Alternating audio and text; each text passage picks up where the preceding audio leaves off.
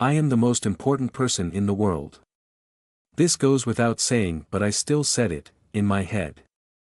And it also goes without saying that anyone who helped the most important person ever by putting their life on the line, of their own free will, with altruistic intentions, without any manipulation or influence on my part, should be awarded for their acts. For that, I bestowed upon them the highest honor of being considered my friend. I didn't have a true one anyway, whatever that entailed, and I could never fathom what actual friendship felt like, so I'd never have any, only approximations. Might as well give that slot as a reward to people doing the goodest of deeds from my perspective. Latest in the very short line of those awarded that honor was Cracked Humpty. The floating liquid from the crystals on my palm partly perked up the dim storage room, but the others didn't notice the golden glow from behind them because they were too shocked and scared of the monsters outside. The gold light turned red as the liquid coalesced into a long snout lined with wicked fangs. And the mask will become a face, I chanted as I affixed it on my mouth. Nothing. I repeated it a couple more times.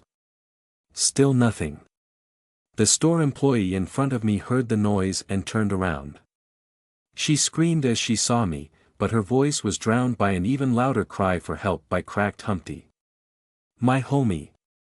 I shoved everyone aside and dove through the hole where the door formerly was. A wild mesh of tentacles filling the store greeted me. In the middle of the tentacle bouquet was Cracked Humpty, each of his limbs and his head was slowly pulled apart by tendrils. The many bloodshot eyes covering the monster's body all focused on me. I jumped over the counter, snagging the cash register with my outstretched claws. The two nearest tendrils grew spikes and whipped forward. I smashed them away with the cash register, then the one coming from the left, and then the two snaking from the floor.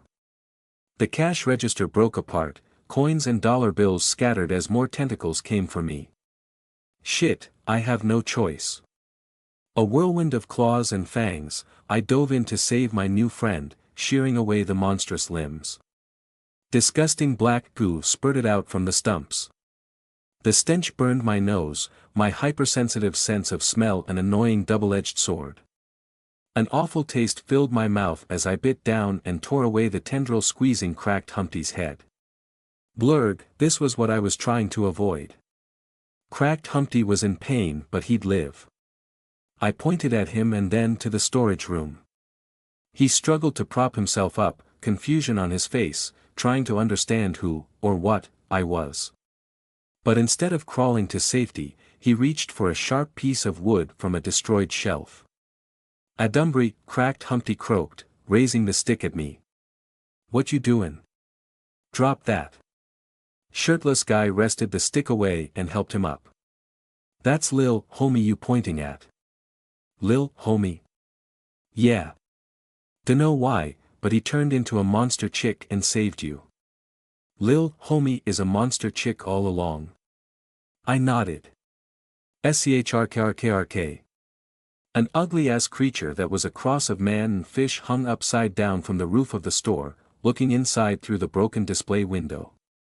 Its bulging slimy eyes, rotating incessantly, scanned the room while it made the weird clicking noise. Using its webbed hands that ended in hooked nails, it stuck to the ceiling and crawled towards us. I pointed again, with more urgency, at the storage room and snarled. Me got Cracked Humpty, shirtless guy said. Be careful fightin' them Adumbry, monster chick Lil homie. I gave him a clawed thumbs up. The fishman launched itself at them. Creak crick. I intercepted it, slamming it against the wall. I opened my jaws wide and chomped off the front of its face. I spat out the gelatinous flesh. It hadn't hurt me, so it was a bad move to eat it.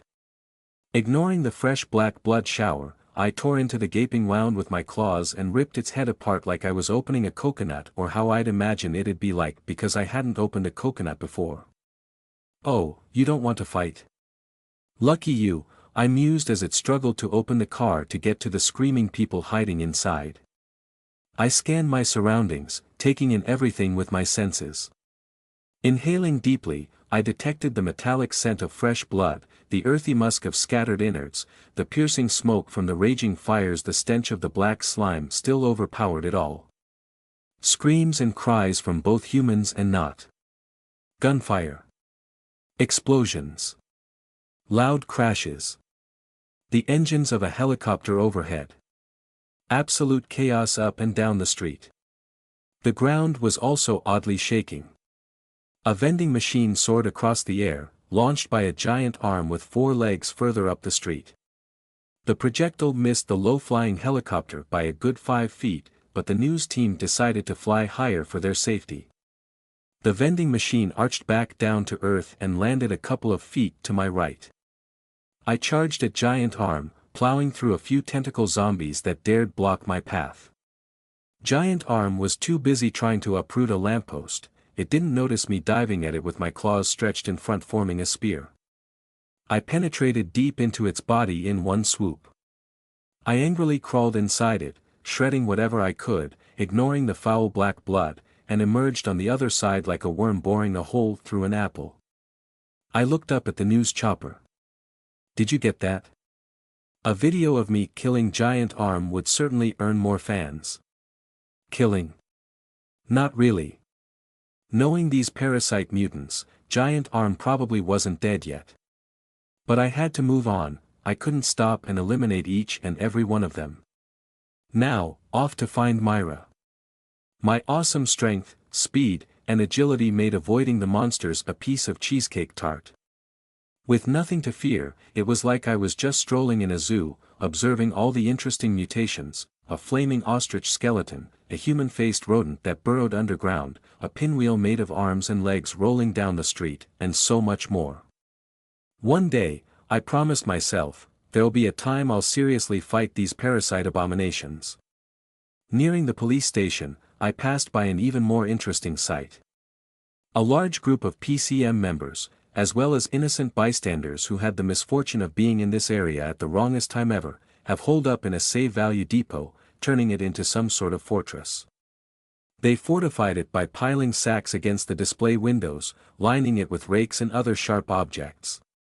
Some of them had guns. Others armed themselves with anything they could find inside the store like nail guns, axes, and drills. Kudos to them for actually killing several of the weaker monsters and a couple of large ones. What especially interested me was the PCM guy barking orders through a megaphone, urging the others to fight the Adumbri till the end. So, that was how they were able to quickly organize themselves and survive.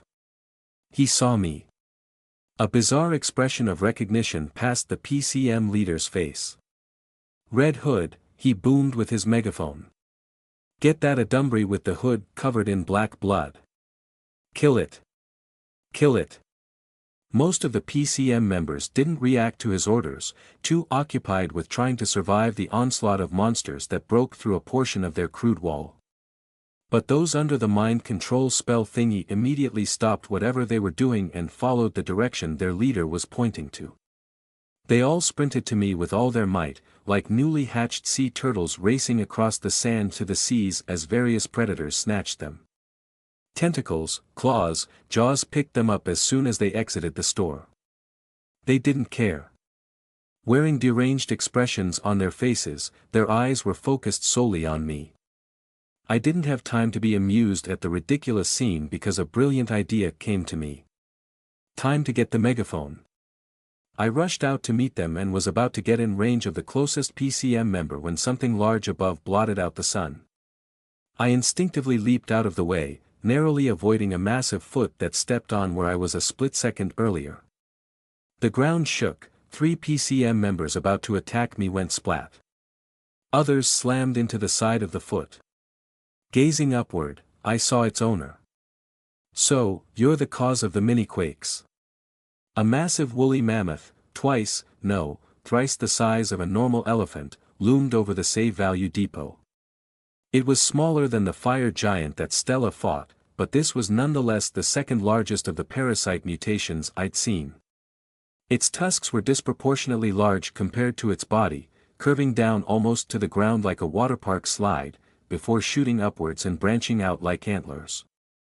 It lowered its head, catching the lip of the building's roof with its tusks. Throwing back its head, it tore the roof off like it was opening a can. The people inside screamed and ran in all directions. The mammoth's trunk split into scores of tendrils, grabbing anything it could inside, human and monster alike, shoving them into its mouth. I weaved between its legs and entered the store. The mind-controlled PCM people were still on my tail. Fight! Protectors of the city. Fight to the death. Yep, still alive. There he was, dangling upside down from a tendril. I hopped on the tops of the shelves and caught up to him, swiping at him with my claws. Ah! My hand! I pried his severed hand off the megaphone's handle and flung it back to him. And since he only asked for his hand, I assumed he was okay with me keeping the megaphone. I, as Blanchette, entered the aisle for floor cleaning products along with 3 Save Value Depot employees trying to escape from the mammoth's tendrils. In their panic, they didn't even notice I was a monster too. I, as errand, exited it safe and sound. And clean. Yay. I tore off the tendrils coiling around my neck and chest. Then I pulled down the lower half of the balaclava mask that I earlier raised when I wore the Blanchette face. Above me, my hiding spot mates were on their way to the mammoth's gaping black hole of a mouth. How do I turn this thing on? I muttered, fiddling with the megaphone. Is this? Grating feedback noise made me wince. Test, testies what? I giggled. The absurdity of the situation was getting to me. Protectors of the city. I yelled as I scaled a display of stacked cans of paint. Protectors of the city, hear me. Help all the humans escape down Leon Mejia Street. I pointed in the opposite direction of the police station. Everyone, go there. Take any human you can help and escape that way. Escape quickly. The PCM members who were puzzled that Red Hood disappeared found a new purpose. Some of them even tried to grab me and take me to safety while I ran past them on my way out of the store. A number of normal people would be swept with or join them, and it would snowball with the majority of the group escaping with the herd, following my instructions. My initial plan was to use these guys as a distraction, more like meat shields, to get past the defenses of the cops and inside the precinct.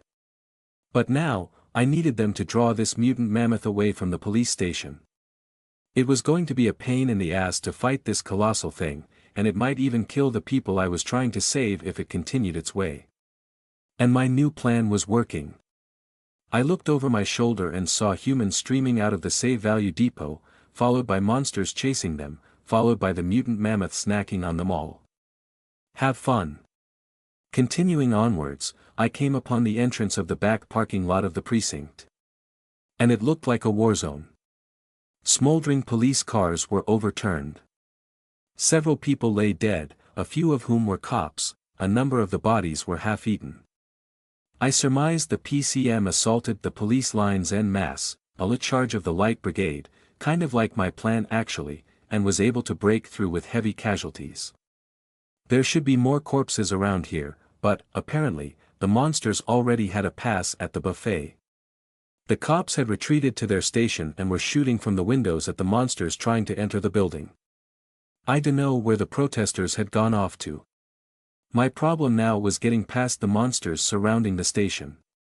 I held up my right hand, deciding it was best if I transfer Myra. A 10-foot humanoid tree covered in spikes used a pickup truck as a battering ram to clear the monsters in front of the station doors. She pressed on, smashing the vehicle into the legs of a 2-story tall golem that was reaching into the second floor of the building. As the golem toppled down, she jumped on its head, continually stabbing it with her blades. This had to be Myra. But why was she fighting them? Yeah, we knew these monsters were made by the 2MS, but I thought she was just going to fetch Johan and leave. Did she have a change of heart and decide to save everyone? That might be a good idea.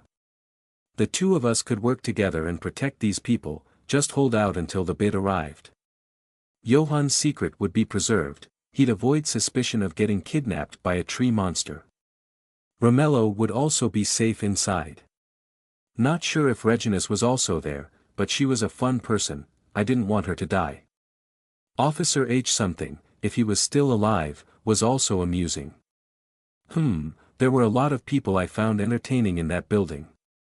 2 helicopters descended from the sky. It wasn't TV reporters this time. The bid. I immediately crouched behind a smoking sedan. They got here so fast. Should I retreat now? But I wasn't sure if their forces were enough to beat back the monsters. The larger helicopter landed on the roof of the precinct. They might be evacuating people that way. The smaller chopper circled Myra, who was fighting several monsters. It didn't appear to be a gunship. I couldn't spot any weapons attached to it, but the 3 bid agents sitting on the sort of bench on its side did have guns. They opened fire on Myra. Detective Jacobin Castan was on the floor, his body hurt all over, his nose assaulted by the foulest smell he had ever experienced. Using one of his crutches, he struggled to unravel the tentacle wrapped around his left leg. He whacked the disgusting appendage using every ounce of strength he could squeeze, struggling to stay conscious. But it was futile. The other of the pair of crutches he had was lost to the tentacles, already broken into pieces. And his already injured leg was going to be next his body as well if he couldn't escape soon. "Let go of Jacob!" Lynette yelled. She quickly emptied her gun into the main body that sprouted the mass of tentacles. Her gun clicked empty. She didn't have any more bullets to reload, all used up in killing the other Adumbri. Why won't this frigging thing die? It lashed towards her, catching her midsection and flinging her against the wall. No. Lynn, he began to exclaim, but the coil on his leg tightened. His cast cracked in several places. Ah! Help us! Here they are. Lieutenant Tetterton showed up at the end of the corridor, a red firefighter's axe raised over his head. There's another bastard here. He charged at the tentacle monster writhing on the floor, leaping over Castan, avoiding the grotesque limbs that tried to catch him. Swinging the blade down at its center, a war cry left his lips as if he was on an ancient battlefield. The tentacle around Castan's leg loosened. He immediately inserted the end of his crutch into the coil to try and stop it from closing again. Pulling out his leg should be his next move, but the pain was too great. He was nauseous, his breathing shallow. Take this. And this. Lieutenant Tetterton didn't let up with his attacks. He swung his axe at the tentacles that reached for him. Black slime gushed from the cuts. A couple more cops showed up, peppering the dying monster with more bullets. Castan felt hands up his armpits. Lynette pulled him up and dragged him away, freeing his leg right before the Adumbri's body convulsed in its death throes. The crutch left behind in its grasp was snapped in half. And then it finally stopped moving. "Man, that was close," said Lynette. She sat beside him, inhaling deeply. Then she gagged at the terrible odor that filled the corridor. He wiped away the filthy slime on his face, steadying his shaking hand as best as he could so Lynette wouldn't notice. He wore a brave face and controlled his wavering voice. "Thanks for the save, Lynette. Friggin' hell. I never imagined I'd face this crap when I woke up this morning." She took out a handkerchief and helped him wipe off the black goo. "It might be dumb to ask, but are you okay? Still living?" That really wasn't an answer to the question. To change the topic, he said, "Sorry for what happened to the crutches. Those are your brothers, right? I'll pay for." "Don't you worry about that, those were just gathering dust in his garage. What's important is that we're alive." Her voice trailed away, her expression showing the unspoken words, "for now." She slowly shook her head. "Between this tentacle guy, that frog-looking thing, and the huge mouth ball, I thought we were done for." Lieutenant Tetterton barked orders at his men. "What's in this room? You two, get that large bookshelf and pull it out here. Use it to cover the broken windows. Elmer, check the admin people. See how they're doing. Shem, make sure this thing and that thing over there are dead, then all of you work together and store their bodies in this room. Ah, there's another one by the potted fern. We don't want the other bastards who might get in eating these corpses. Sir, thank you for saving me, Castan said, managing to sit up and lean against the wall as the axe-wielding police officer passed. Me and Lynette both, we were toast here on our own. Lynette echoed his words of gratitude. Lieutenant Tetterton waved it off. We got each other's backs. I say you detectives did a hell of a good job fighting 3 of these creatures, even killing 2. That was all luck, sir, Lynette explained. The frog thing somehow got in this floor through the window, and the mouth ball chased after it to eat it. We shot at them while they were busy fighting each other. I don't think we did as much damage as they did to themselves. It was that tentacle guy who gave us trouble, Castan said, jabbing his thumb in the direction of what was nearly the cause of his untimely death. Cops were pulling it by its tentacles into a side room. That reminds me, Lieutenant Tetterton said. I must also extend my gratitude on behalf of Safi and the other secretaries. I passed by them hiding under the tables of their cubicles. They told me what you did, and to hurry and help you. We owe them 2 then, spoke Lynette. Swell that they're safe. Castan nodded. I was worried some other Adumbri managed to get inside. Adumbri? Lieutenant Tetterton said in an amused tone. These are not Adumbri. They're not. What do you? Hold it. Professor Deslice, the fair scientist and teacher working for EFU, followed the cops that showed up. Castan came to know her when everyone in the AIU department of the building gathered to defend themselves as the PCM members broke in followed by monsters, but they weren't able to talk to each other. From conversations, she was apparently the wife of Dr. Cornelio. He had talked to him a couple of times for help in past investigations, but he didn't know anything else about him other than that. Professor Deslice, from what he had overheard, seemed to be looking for her husband and had the misfortune of being in this precinct when they were attacked. Let me examine it, she told the men dragging the body. They turned at Lieutenant Tetterton, who gave them a nod of approval. She took some gadgets out of her coat and searched the monster corpse, not minding the gruesome sight and odor. Sir, what do you mean this isn't an Adumbri? Castan asked as he observed Professor Deslice's work while muttering to herself. This obviously looks like one. An Adumbri? Lieutenant Tetterton tapped his foot on the tiled floor, the hard soles of his boot making a loud noise. Looks like a monster to me, he growled, but a monster doesn't automatically translate to an Adumbri. He picked up a limp tentacle that had a couple of cuts from his axe. See this? It didn't regenerate these wounds. I noticed this with the other creatures we fought on the first floor. They grow and mutate, but they don't regenerate. I have my share fighting Adumbri before I transferred to this city, and these bastards, the smaller ones like our pals here, are way easier to kill than your average SBM. They also don't seem to have a brain and the works. I kept shooting its head, Lynette said, but it was still moving. I thought this was a spontaneous breach manifestation, so I shot where the brain was likeliest to be. I see why you assumed that, Detective, Lieutenant Tetterton said. And you had the appropriate response of aiming for its head. SBMs, especially the low-level ones, retain a humanoid nervous system, including its orientation inside the body. These creatures, on the other hand, don't appear to have a central nervous system. So that's why it didn't die. What should we do then? Just inflict sufficient trauma to this growth, Professor Deslice said, stretching her hands over the pile of tentacles.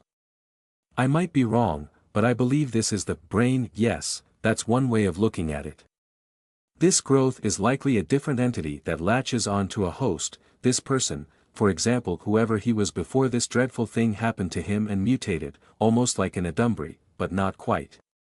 They're providing an artificial conduit to have a pseudo-seeding, mused Lieutenant Tetterton, with a frown on his face. A possibility. Frightening if true. That's a feasible explanation to the madness that's happening. The two of them discussed technical terms. Castan and Lynette looked at each other, she shrugged at him and rolled her eyes. "Pardon me," he cut in. "You're saying this isn't a seeding outbreak like what happened at that condominium building a few days ago? Given what we're seeing now, that incident might not be a seeding outbreak either," said Lieutenant Tedderton. He kicked the deceased monster beside them. "Our tentacle pal over here, we killed 2 like it on the first floor and 4 that were running across the parking area. I heard they also found similar monsters under the ruins of that condo you mentioned. People don't mutate in a similar way when they succumb to the Adumbri. It's like our fingerprints, no 2 are the same, just like no 2 people are the same, even identical twins." "Interesting theory," Professor Desley said. "And the mind-controlled protesters? You reckon those are connected to all of this?" "Mind control?" Castan blurted out. "That is just crazy talk. They're trying to avoid prosecution by saying they didn't know what they were doing," Lynette added. "Before the monsters came, the hordes of protesters, mostly consisting of PCM members, stormed the police station. They used their numbers to break through the barricades, not batting an eye at their dead comrades piled high after the captain ordered the officers under his command to use the necessary force to defend themselves. And when they finally entered the building, the monsters followed them, feasting upon them. Oren Cohen, the leader of the Protectors of the City movement, was among those who broke into the precinct. With the monster's appearance, he had a timely change of heart and led his people to join forces with the police and drive out the monsters. After repelling the first wave, Oren and the survivors of his group surrendered themselves and were now crammed into the detention cells of the main building. Some of them said they didn't know what was happening and how they ended up here. Others insisted they were mind-controlled. All too obvious excuses to disclaim any criminal responsibility for their acts. But what if they're telling the truth? Professor Desley said. If there's an Adumbri creating these monsters, one controlling the minds of people isn't too far-fetched. She drifted to scientific talk that only Lieutenant Tedderton could understand. Castan and Lynette simply listened, nodding every now and then to show interest.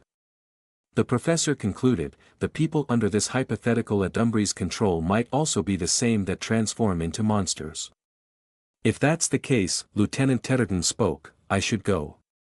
A cell phone beeped. Various ringtones going off followed it. All of them checked their phones. They were all surprised because they couldn't use their phones before due to some sort of jammer was blocking the signal. Telephone lines were also cut by the protesters, isolating the precinct from outside help.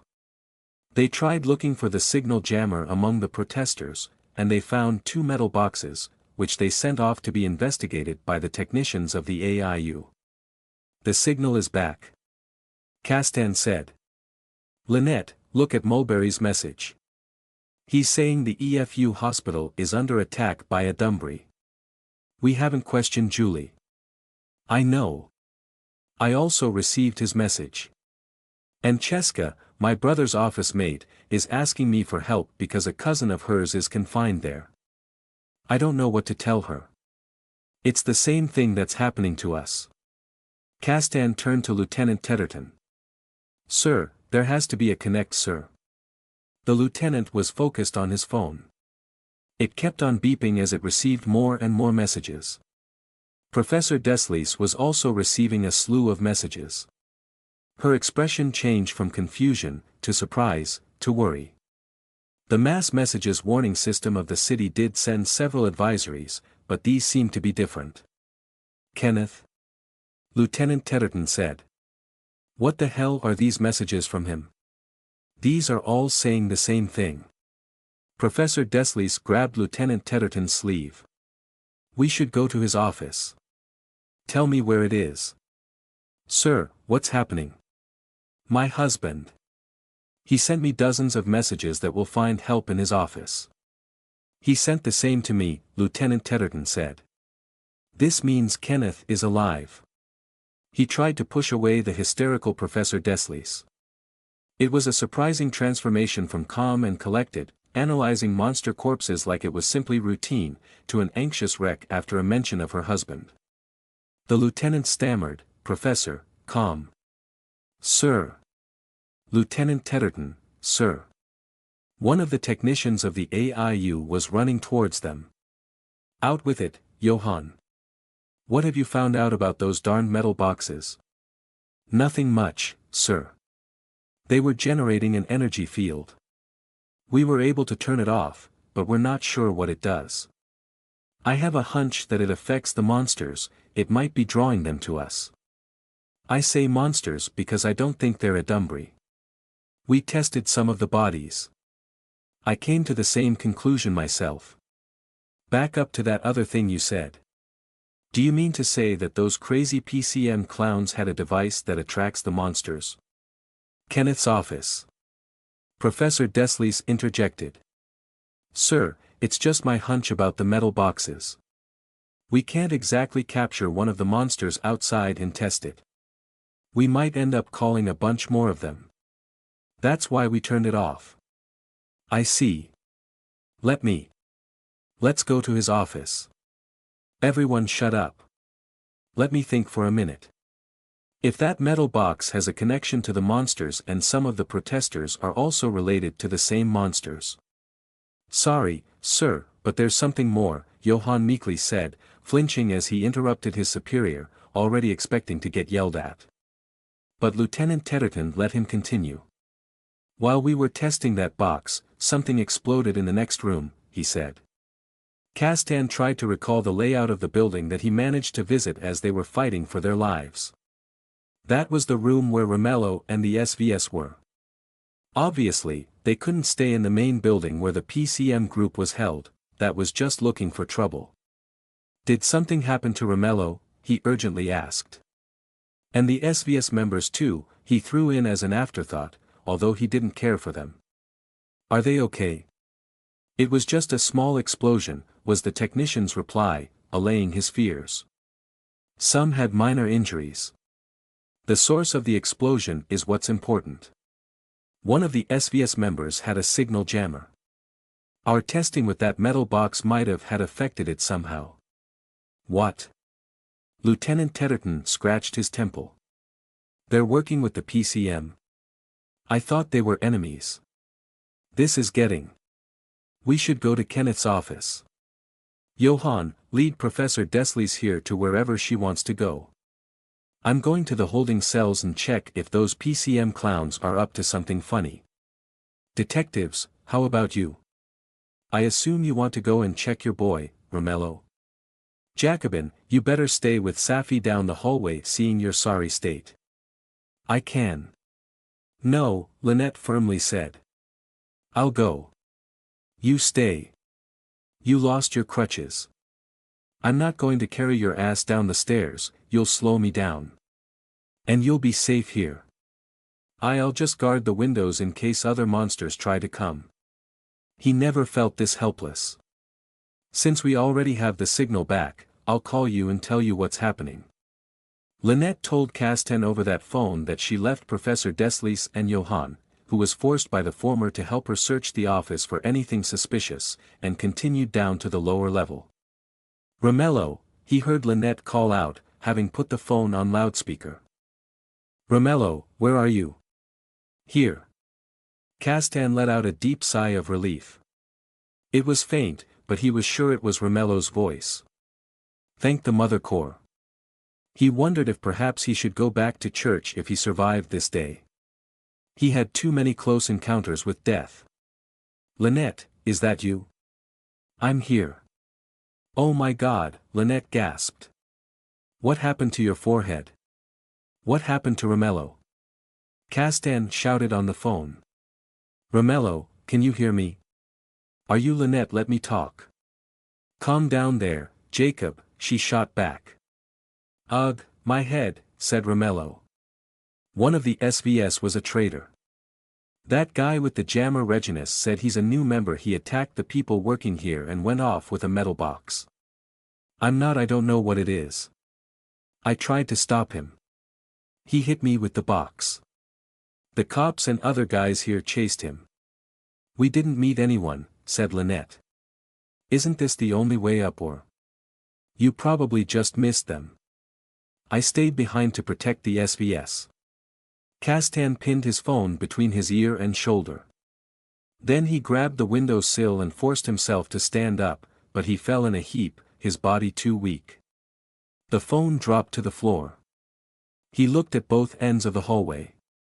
There was no one to help him. And he couldn't help himself. He wanted to find the man who stole the mysterious metal box. If it was indeed some sort of signal to the monsters as the technician had surmised, then they should find it as soon as possible before it was turned on. I'm going back up there, Jacob, blared the phone on the floor. Wait for me. Don't do anything stupid, you hear me?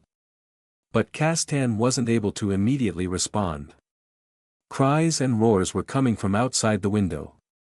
In a kneeling position, supporting himself by hooking his arms around a window bar to keep himself upright, he looked out and saw another wave of monsters gathering. Jacob? What's going on there? I'm on my way. They're coming. He shouted as loud as he could so that not only Lynette but also others nearby would hear. The monsters are coming again. The police officers on the first floor opened fire. Castan couldn't hear his own voice. He couldn't hear Lynette's voice on the phone. The battle raged on, the gunfire and explosions, the roars of the monsters, it swallowed the sound of everything else. Several of the monsters fell dead before they could reach the building, but still more came. From the corner of his vision a huge tree monster appeared pushing a pickup truck. It came right up to the building. He couldn't see what it was doing below. Then he heard helicopter engines. Bid, he exclaimed, relief was in his voice, although he was sure Lynette couldn't hear him. The bid is here. He heard a helicopter land on the roof, while the other one joined the fight. The bid agents were shooting the monsters below. Jacob.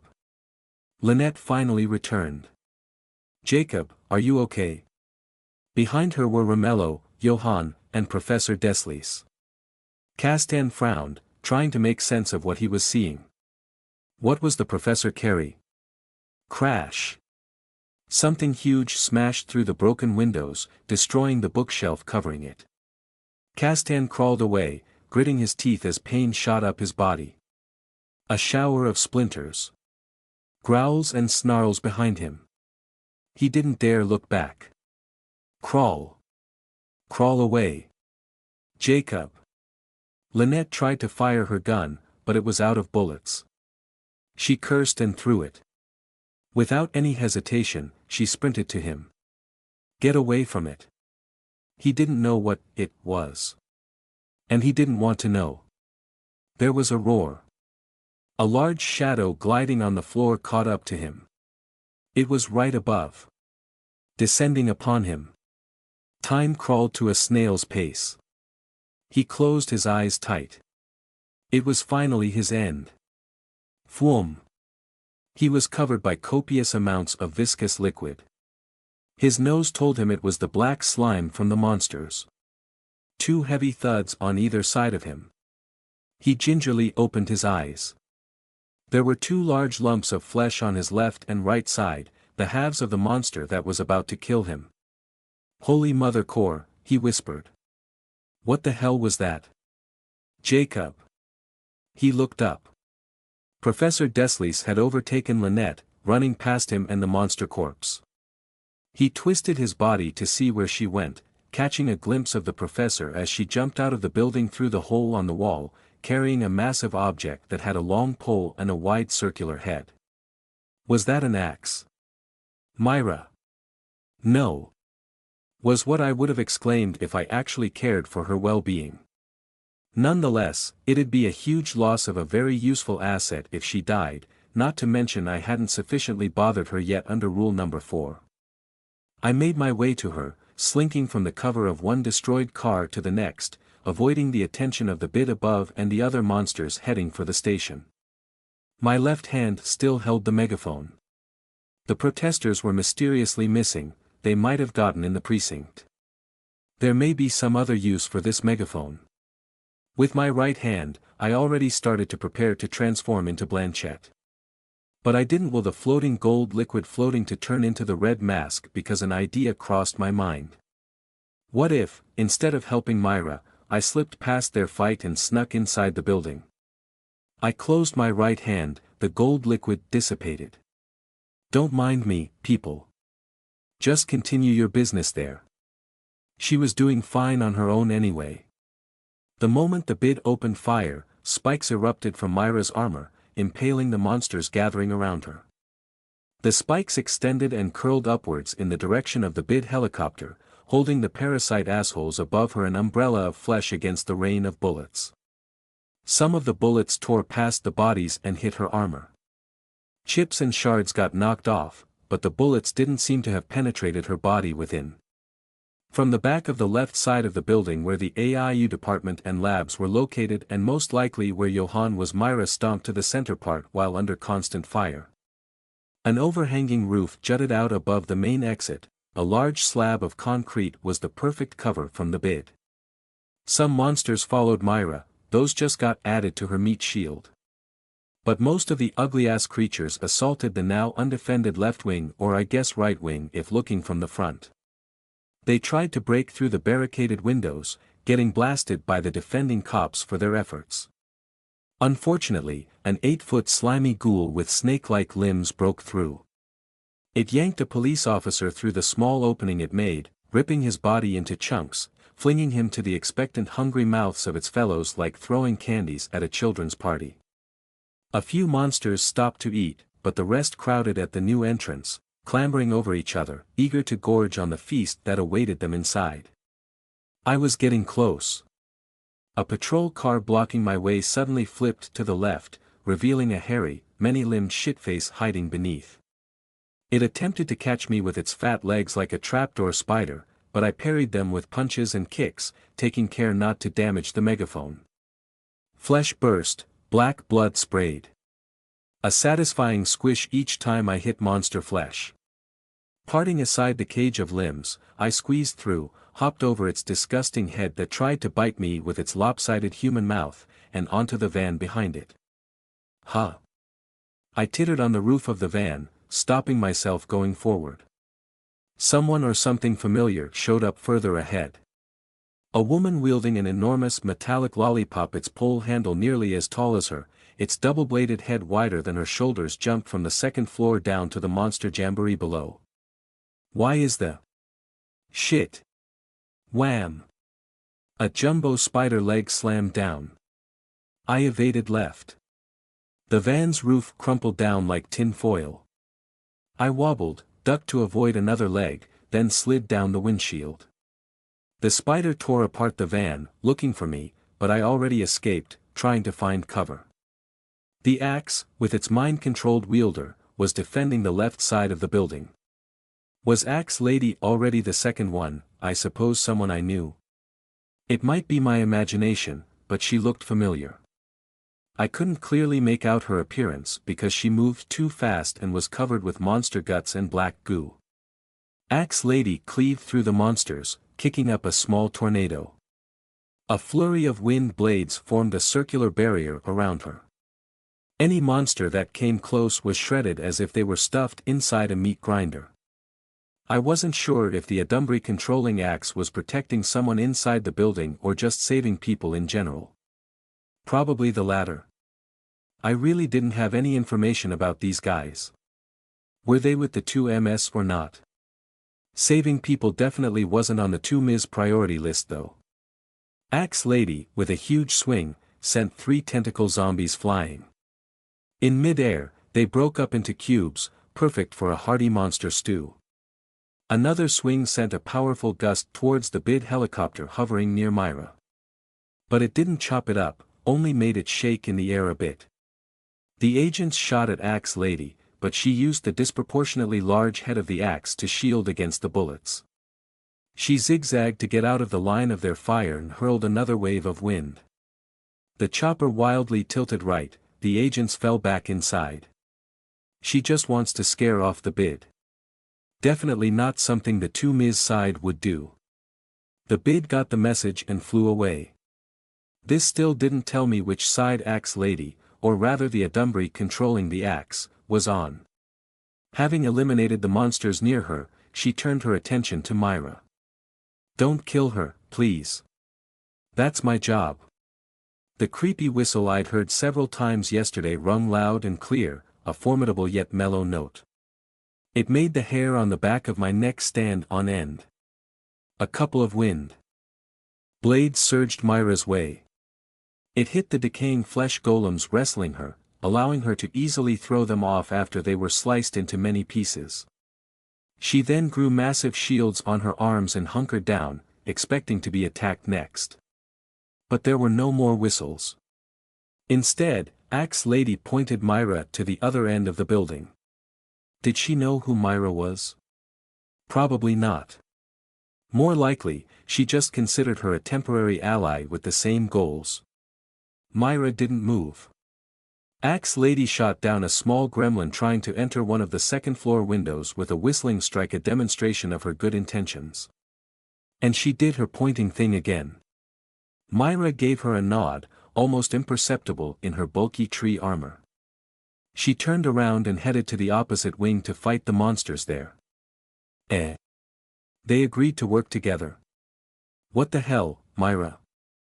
We were supposed to be training buddies, but here she was making friends with the Adumbri that tried to murder me. I'm hurt, I thought sarcastically. What if Johann or Romello got ensnared by the axe? What about Myra? I winced at the thought of her as the axe wielder. That was going to be a huge pain in the ass. But this situation is also good. Myra and Axe Lady had no problems taking care of the small fries and the occasional bigger potato wedges that showed up. Did I even need to get inside? Nah, I could just chill in sunlight. Hey! Where did the car above me go? Someone lifted it up. Grow, whoa. A large shadow loomed from behind. I dove and rolled aside as a hulking monster slammed the car back down. I picked myself up and faced my new enemy. A familiar bulky gray form. I grinned, almost giggling with excitement. Gorilla. I was hoping to meet one of you. I kicked the megaphone away so it wouldn't get destroyed in our fight. It emitted a keen note similar to microphone feedback that annoyed my gorilla buddy. Groa. Sure, I'll take you on, I said. Sorry, Dean, I might have to throw away this set of clothes later too.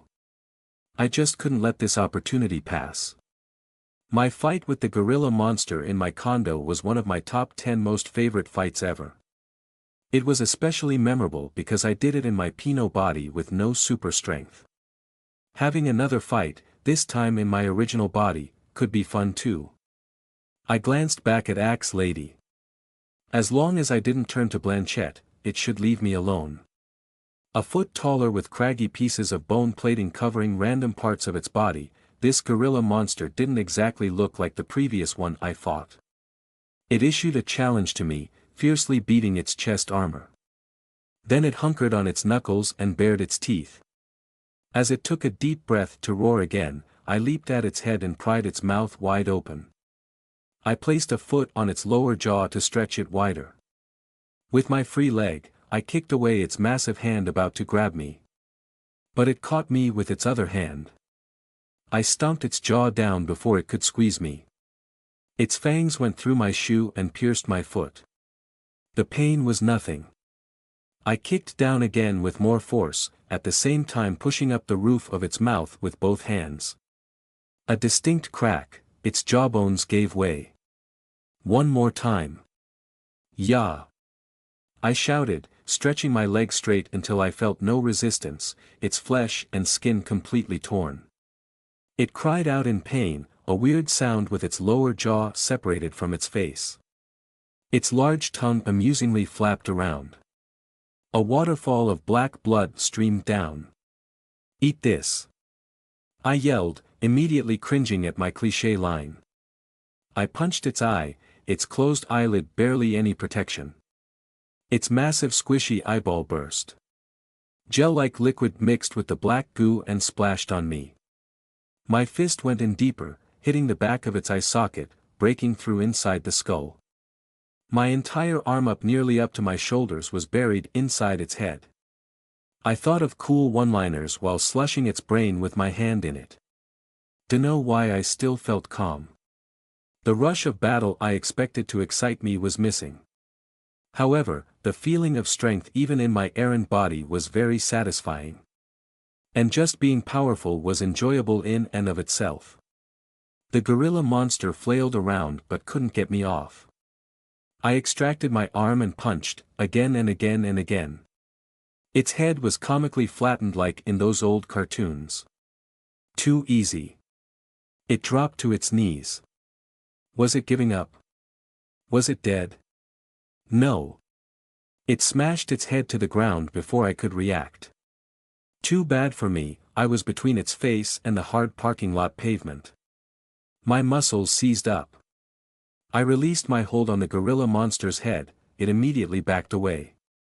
Terrible twitching began. It became stronger and turned into rocking convulsions. My fingers uncontrollably curled, my arms contracted close to my body. What was happening? A stroke. My back. Shit. My spine. Heal. Heal. Heal. I managed to bend up a bit to see what happened to my opponent. Its head was squished. It retreated a few steps and fell, apparently dead. Which was the problem? Tentacles grew from its body and turned to tear apart its host, consuming it to fuel another mutation. I can't have that. Even with tremors rocking me, I willed myself to crawl forward. Go errand. I had to kill it now. Time to heal was a luxury I didn't have. Push myself, push past the limits. Hysterical strength wasn't just getting stronger at the cost of straining the body, its core was ignoring pain. I reached the gorilla tentacle thingy. It attacked, its appendages hammering me. I fought back, disassembling it with brute strength, breaking it down one fistful of flesh at a time. I zeroed in on the task, focused solely on killing this parasite. There is no pain. Kill. Kill. Kill. The shaking ground snapped me out of my murderous trance. Pain consumed me. I keeled over the remains of the gorilla monster, face-planting on the mass of tentacle pieces. There it was again. Shaking. Earthquake. Don't tell me. Bomb. I was in the air. Spinning. Surprise momentarily overtook pain. I spotted Myra fighting. And there were more monsters. Then the ground came up fast. Crash. I landed on the roof of a car. Woozy. My head hurt. Everything hurt. But it was muted, the pain was not here. As if it was just a hazy memory even though I was experiencing it now. I opened my eyes to a swimming world. Deafening white noise was all I could hear. I pushed myself to half sit up with my unbroken left arm and looked down at myself. My clothes were ripped, the fabric over my abdomen torn away. I hadn't tried a bare midriff style before, not counting my Blanchette outfit. But that was a different body. Maybe showing some skin could be a nice change of pace. If only I had skin left. Innards spilled out the wide gash across my lower torso. My innards. I held a thick strand of my intestines. My blood flowed non-stop, pooling beneath me. This shouldn't be outside my body, right? I looked around, hoping someone would answer me. There seemed to be no one close enough to ask the correct place for intestines. To my left, many monsters were spilling into the parking lot. Behind them, a formidable figure, almost like a building walking the mammoth monster I met earlier. It got bigger. A lot bigger. Facing right, I saw Myra fighting off the resurgence of monsters. She worked together with the axe lady to protect the building, to keep the monsters away from entering it. But there were commotions inside the building too. I saw through some of the windows the clash of blue against yellow. Cops fighting PCM members. Even on the rooftop, there seemed to be fighting. I wasn't sure what was going on up there because I didn't have a good view from where I was. Lastly, I faced forward. About half a basketball court away was a four-legged creature. It was pretty huge that I could see it even with cars between us. It reminded me of the buffaloes I saw when I visited Yellowstone National Park with Dad. Buffalo or bison? I never figured out the difference between those. The creature raised its head and turned to me.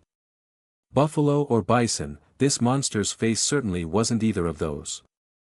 It lowered its head, pawed the ground, and began its charge. Cars, lampposts, it plowed through them like they were just cardboard boxes. I'm going to die, aren't I? And then the world came back. And the mask becomes a face. So overwhelming was the mental shift that I simply forgot where I was, like the times I opened the fridge and blanked out on what I was supposed to get. A crash a few yards away snapped me back to reality. And barely just in time. I kicked up to a squatting position and dove forward, smoothly transitioning into a front flip to avoid the buffalo monster ramming the car I was on. It furiously threw back its head, attempting to snag me with its wicked curved horns as I passed a couple of inches above its reach.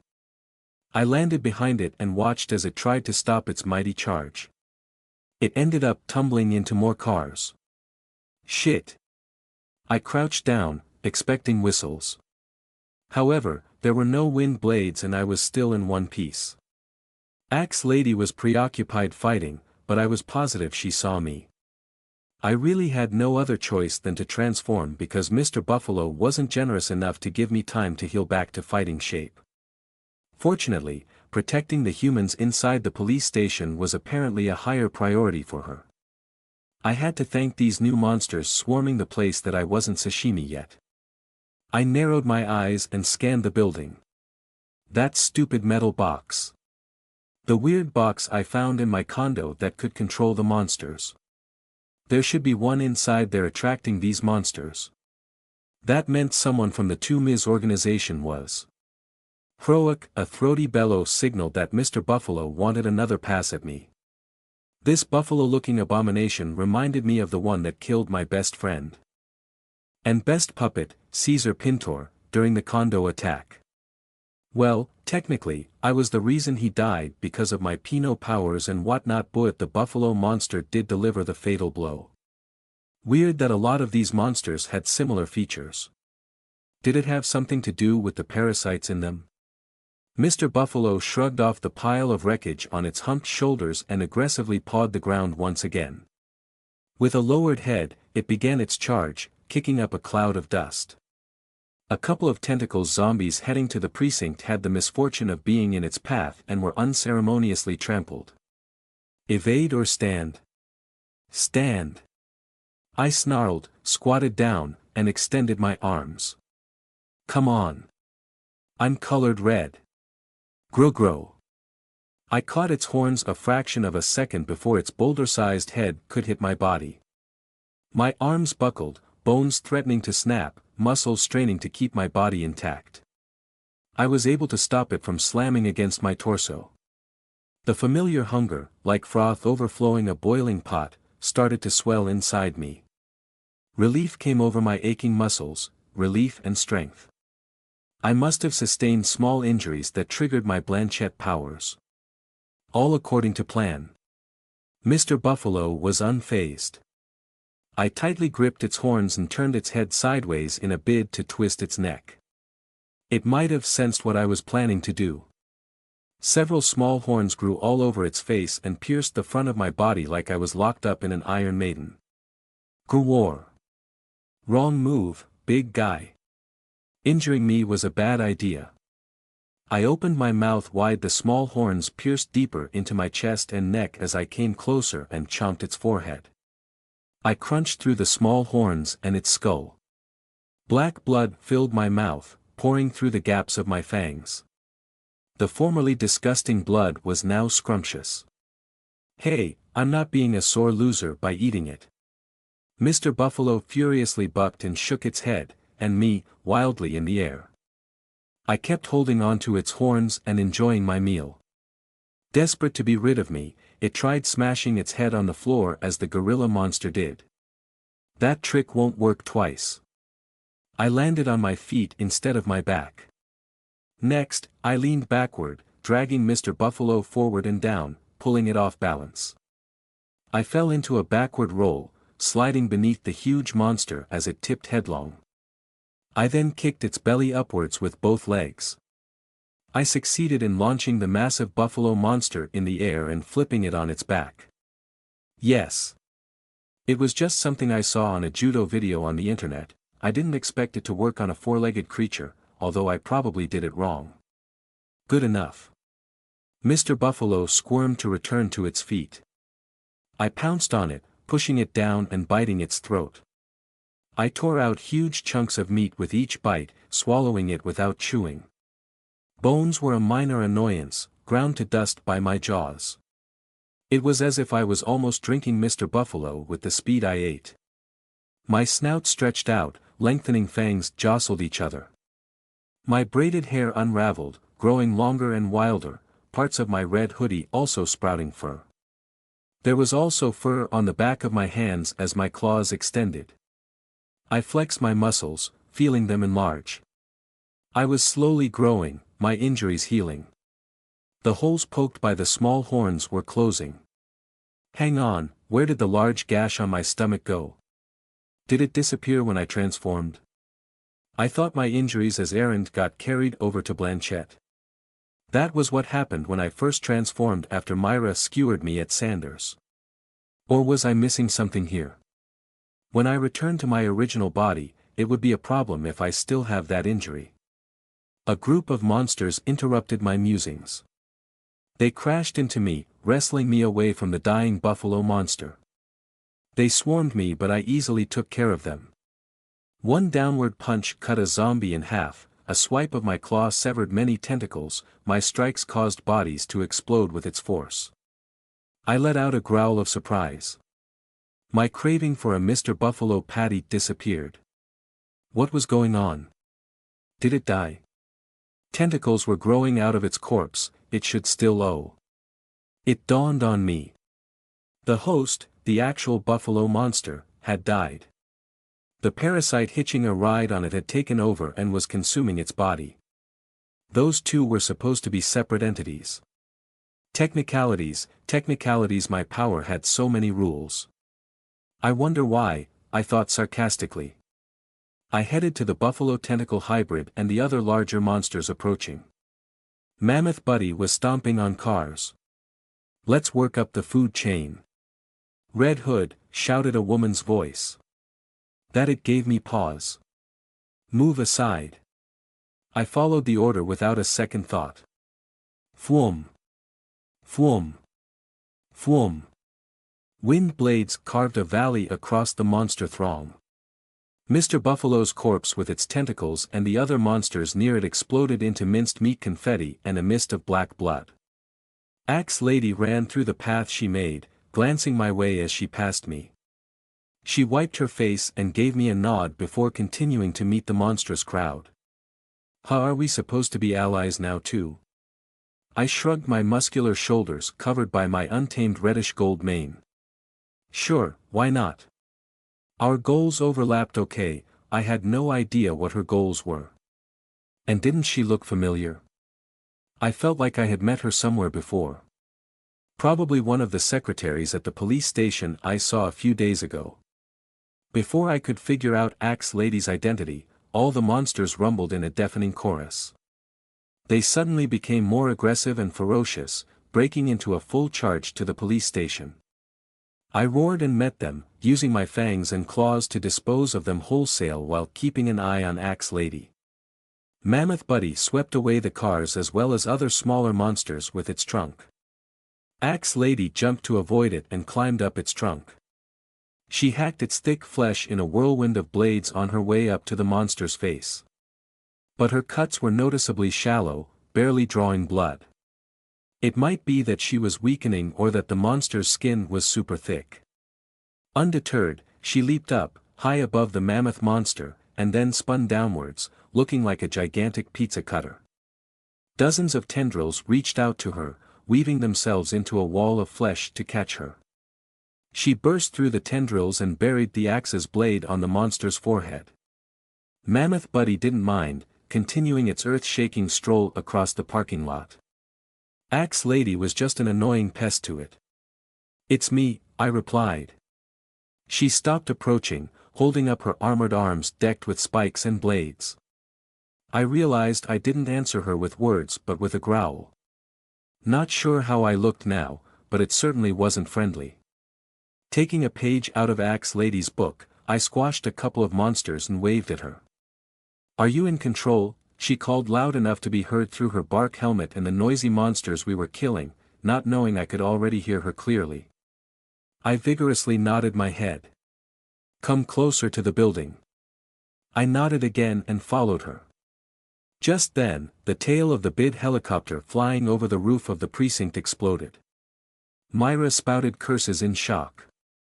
The chopper spiraled out of control, going down on the other side of the building out of our view. An explosion rocked the ground. I guess that's it for those bid agents. I noticed it was a large object that hit it, probably a piece of rubble. Its trajectory had a slight arc, making me suspect it was thrown, having experienced throwing stuff myself. Someone with super strength was up there, like a heavily augmented human or an Adumbri. There was gunfire on the rooftop and inside the building interspersed by smaller explosions. I yelped to get Myra's attention. It was the most unthreatening sound I could make and gestured at the barricaded entrance, tilting my head to ask her if we could break in to see what was up. She was like 15 feet away from me. It was obvious she was wary of coming closer. Which was funny because this was the most I was in control of myself this far in a transformation. I was actually surprised at my progress. I tried to mime that someone dangerous was up there. But I had no idea how to act it out, especially with monsters simply begging to be killed scrambling around me, so she didn't get my full message. "Professor said we should fight here," Myra told me as she skewered grayish goblins clambering over her. "Professor?" The professor who was helping their hero wannabe group. I thought he only contacted Dario and no one else. Or was she referring to a different person? "If we go inside," she continued, "we'll fight the police and might injure them. But damn, I want to go in and help. Sounds like hell's breaking loose inside." Johann might be. I jabbed my thumb back at the door, slowly retreating to it while continuing to defend it. "Wait a bit." Myra turned to the mammoth that was coming closer and closer. The building was within reach of the numerous tendrils coming out of its trunk. Axe Lady couldn't stop it. The wounds she caused rapidly healed. It must be feeding off the corpses it stored in those green bulbous sacs growing on its back. "But Professor," she began to say. A huge tendril whacked Axe Lady while she was doing her spinning thing mid-air, sending her flying towards the building. "Professor Deslice." Deslice? The annoying professor from Melcher Institute? What was she doing here? Even without an answer to the questions that crossed my mind, I already climbed the side of the building. Reaching the second story, I kicked off the wall to catch the seemingly unconscious Professor Deslice. It's really her, I realized as I landed on top of a tentacle zombie. Her husband, that grouchy doctor, he must be the reason why she was here. I didn't particularly like Professor Deslice, but I saved her because she might provide some answers to the mystery of the axe and that weird boy I met last night. She still grasped the axe even in her nearly lifeless state. Should I grab it and throw it away? But I didn't want to touch it. With its wielder out of commission, it would try to find a new one. Maybe I should throw Professor Deslice and the axe inside the building. People inside might be able to save her, and the axe could change wielders and get back in the fight. I wasn't that confident in taking down Mammoth Buddy without pushing my transformation more, and that could be the point I'd lose control of myself. Mammoth Buddy raised its trunk, about to slam the building. But it stopped and lowered its trunk. All the monsters stopped moving. The air became heavier. A wave of something passed through me. The world became a whirlpool, as if I was super drunk on the verge of passing out, and then, just as suddenly as the sensation came, it disappeared. I'm weak. I staggered, dropping Deslice. In turn, she let go of the axe, splaying out on the ground. I knelt on my knees beside her, hugging my stomach tightly. Searing pain radiated from my abdomen. It was my wound from earlier. My guts weren't spilling out of my body anymore, but the wound hadn't finished healing. Sticky blood coated my arms. I'm back. I gasped. It was hard to speak with the pain I was experiencing. I was still rapidly healing, I could feel it. I clenched my fist, sensing the super strength I possessed. It was just my Blanchette transformation was reversed, hence the extreme weakness I felt as I returned to my original body. How could this be? What the hell? Myra looked down at her body. Her bark armor had dissolved. She was left with her balaclava mask and sports bra top.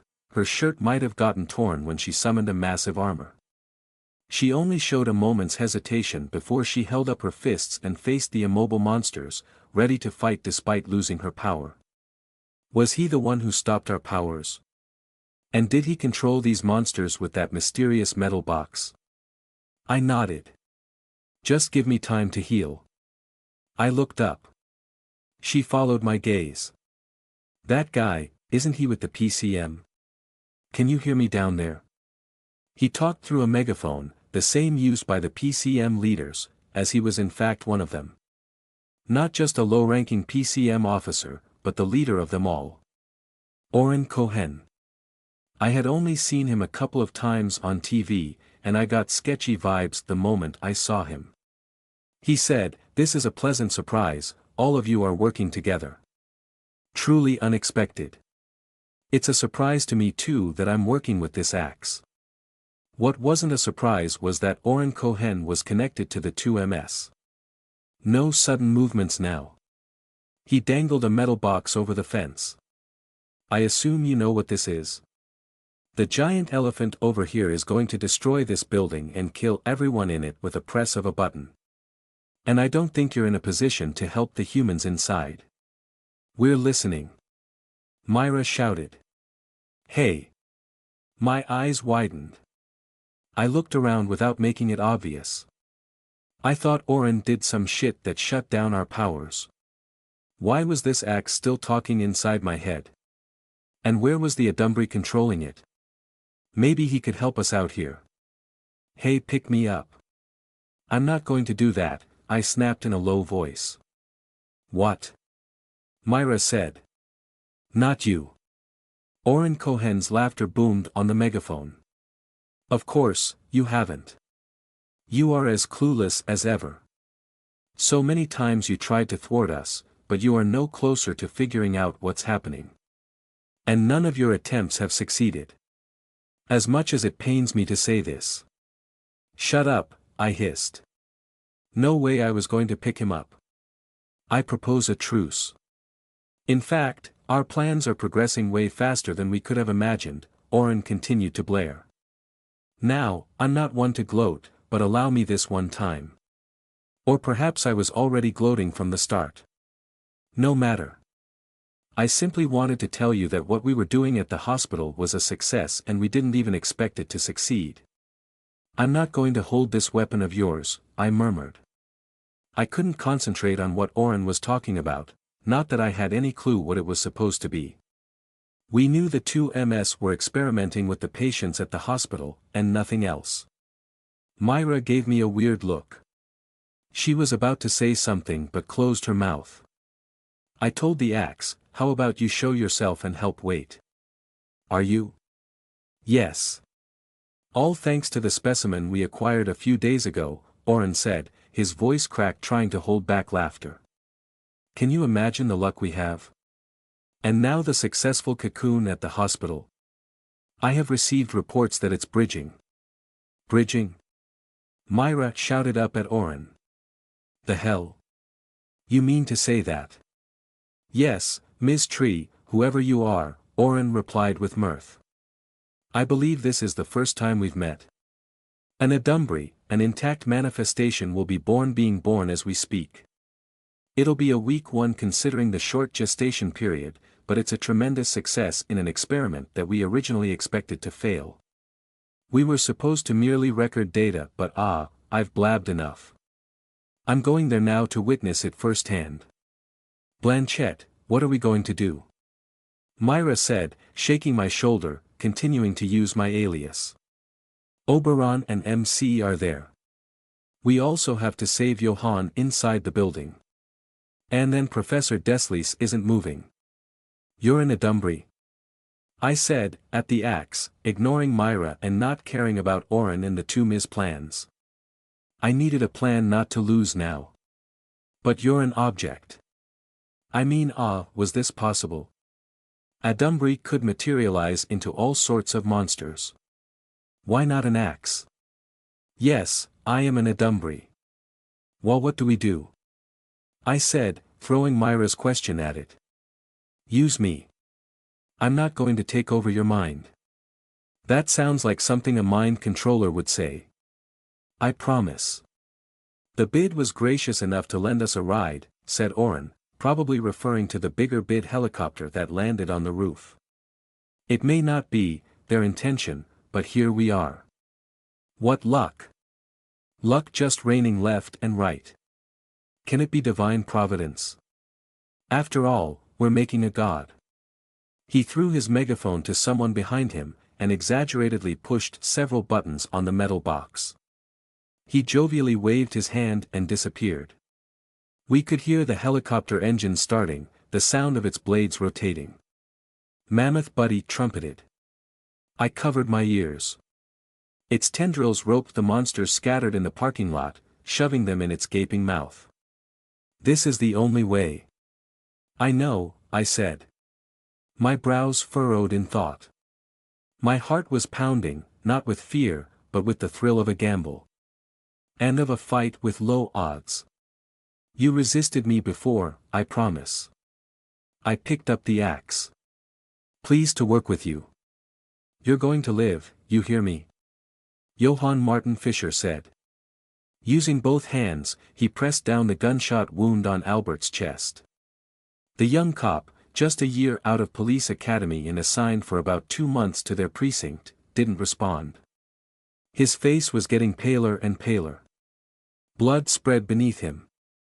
You're going to live, Johann insisted, choking on his words.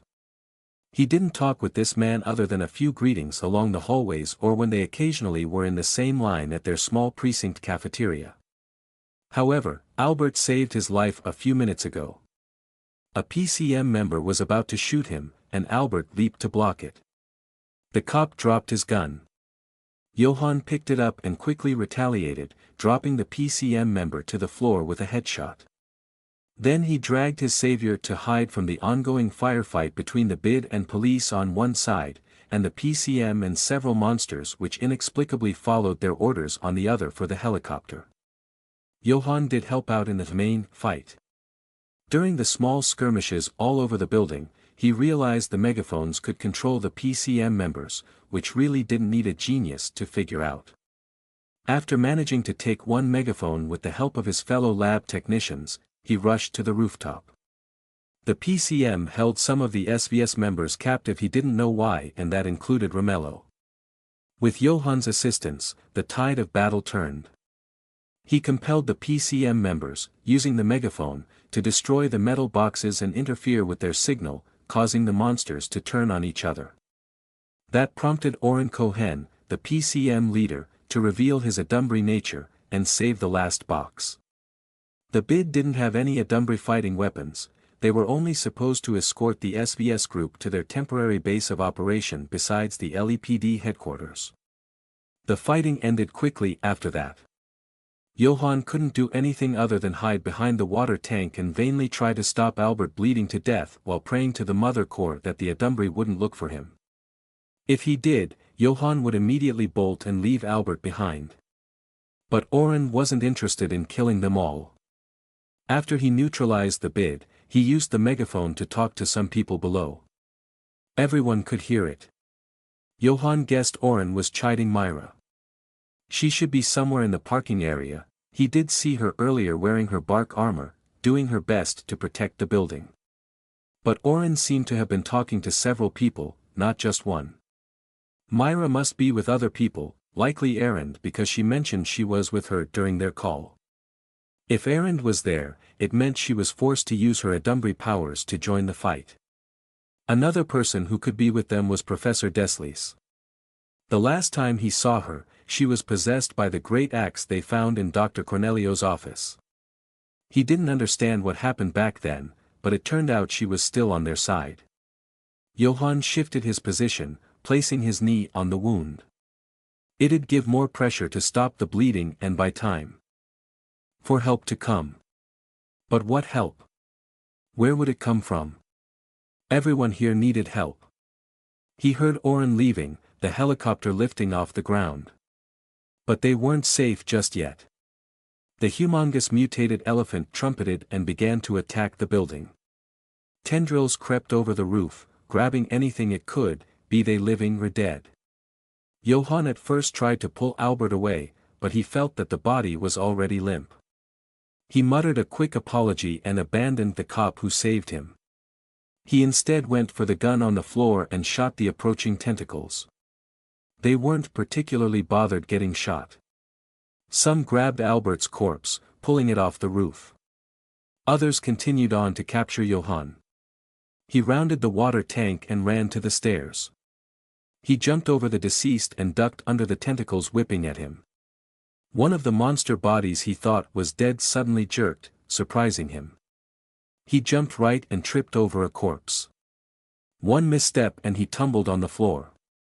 Get up, he urged himself. But he couldn't pull his left leg up. Something wrapped around it. He groaned as the coil grew tighter. He was dragged by the tentacle to the edge of the roof. No, he yelled. He tried to hang on, clawing on the rooftop flooring with all his might. Some of his fingernails were broken or ripped off. The pull stopped. He rolled on his back, breathing heavily. A person wearing a mask and torn clothes, possibly a woman from her figure, landed on the roof fence, balancing on it with her feet. She was holding the foreboding great axe with creepy carvings from Dr. Cornelio's office. What happened to Professor Deslice? This woman wasn't her. Erend? Johann whispered as the woman sprinted past him. She spun on her toes, holding the end of the axe's handle, its blade far out, and gathered momentum and air. Twirling faster and faster, she flew as if drilling up the sky. Something shot forth from the helicopter above, connecting with her, and exploded. A smoking Erend fell back down, about 5 yards from Johann. He tried to crawl to her but she already got back to her feet. One wide swing of the axe sent a massive gale at the helicopter that was getting further and further away. Don't! Johann called out. The burst of wind that almost solidified into a crescent-shaped blade faded away before it hit the helicopter. Erend looked back at him. They have hostages, he blurted out. He was about to mention Romello's name, but there were other survivors within earshot. Don't kill them, whoever you are. Erend turned to the helicopter, back at him, and nodded. The building quaked. The gigantic elephant battered it. It raised its massive trunk and curled it backward, its tall shadow covering them. And then it descended. Johann scrambled to move away, but Erend stayed. He saw she stood still, almost smugly, staring up at the trunk in defiance. It slammed down on her with great speed. At the last second, she raised her axe, not to cut it, but to block it with the face of the wide blade. No. The trunk lifted. Johann saw there was a hole. It smashed Erend right through to the floor below. Before Johann could think of worrying about her, she jumped back up as if nothing happened. And the great battle between Erend and the elephant monster began. Johann's mouth gaped as Erend zipped across the rooftop, his eyes barely able to catch her, sending wind blades at the furious titan. She slowly chipped away at the mountain of flesh like a sculptor whittling down a slab of marble. She also saved other survivors from getting taken by the tentacles. He rushed to help the nearest person limping to the stairs, Detective Lynette Klein. She was just visiting their precinct and got dragged into this crisis. He offered his shoulder to her, and they both hurried to escape the increasingly dangerous battle between two powerful monsters. Yes, Erend is also a monster. An Adumbri. He shouldn't forget that even if she helped him. But he was still grateful to her. Very grateful. He looked back just as she managed to chop off the trunk. It landed with a mighty crash on the rooftop. He and the detective stumbled. Would the building collapse? The elephant bellowed in pain, nearly shattering his eardrums. Very grateful and very afraid of Erend. Damn it, there's no end to these disgusting things, Myra Fletcher exasperatedly grumbled as her fist connected with the rubbery flesh of the 100th tentacle. That probably wasn't an exaggeration as they kept on coming for her and the unconscious Professor Deslice lying on the steps to the precinct entrance behind her. She lifted a large piece of concrete that got knocked off the building when the colossal elephant monster slammed against it, and chucked it at 3 more tendrils snaking towards her. They were squished under its weight, putrid flesh and black blood splattering everywhere. What the hell do I do now? She wondered out loud, yelling at more tentacles coming. They reminded her of the multiplying heads of the mythical Hydra. The problem was that these weren't mythical at all. After Erend had climbed to the roof using that freaking axe with mysterious powers, if it could even be called a climb, more like spinning through the air, Myra was left to take care of herself and her severely injured teacher. She guessed Erend tried to catch the PCM leader, Oren Cohen, who turned out to be behind the ongoing insanity around them. Judging by the bid helicopter flying away, Erend failed. The revolting elephant monster Myra estimated to be about twice as tall as Marco, the bull African elephant that was the local attraction of her hometown zoo, worked up a fury and attacked. Definitely not like the zoo elephant Kelsey loved to feed when they were kids. It repeatedly hit the roof with its trunk, rammed the side of the building with its head, and raked the walls and windows with its trunk. A silver lining in the face of this behemoth of destruction was that it captured the other monsters with its numerous tendrils, lessening Myra's problems, and began to swallow them in its weird lamprey mouth, a black hole lined with rings of jagged teeth. The diet consisting of its fellow monsters was very different from the fruits and vegetables Marco loved to eat. Myra had a feeling they were next on the menu. Amid the chaos reigning debris, unrelenting tentacles, and smaller monsters that escaped the elephant monster's grasp wanting to get a bite of human flesh before they were eaten, Myra carefully picked up Professor Deslice, hoping she didn't injure her any further, and looked for a nearby relatively safe spot. She found cover beneath the sturdy and thick cantilevered roof over the main back entrance of the building.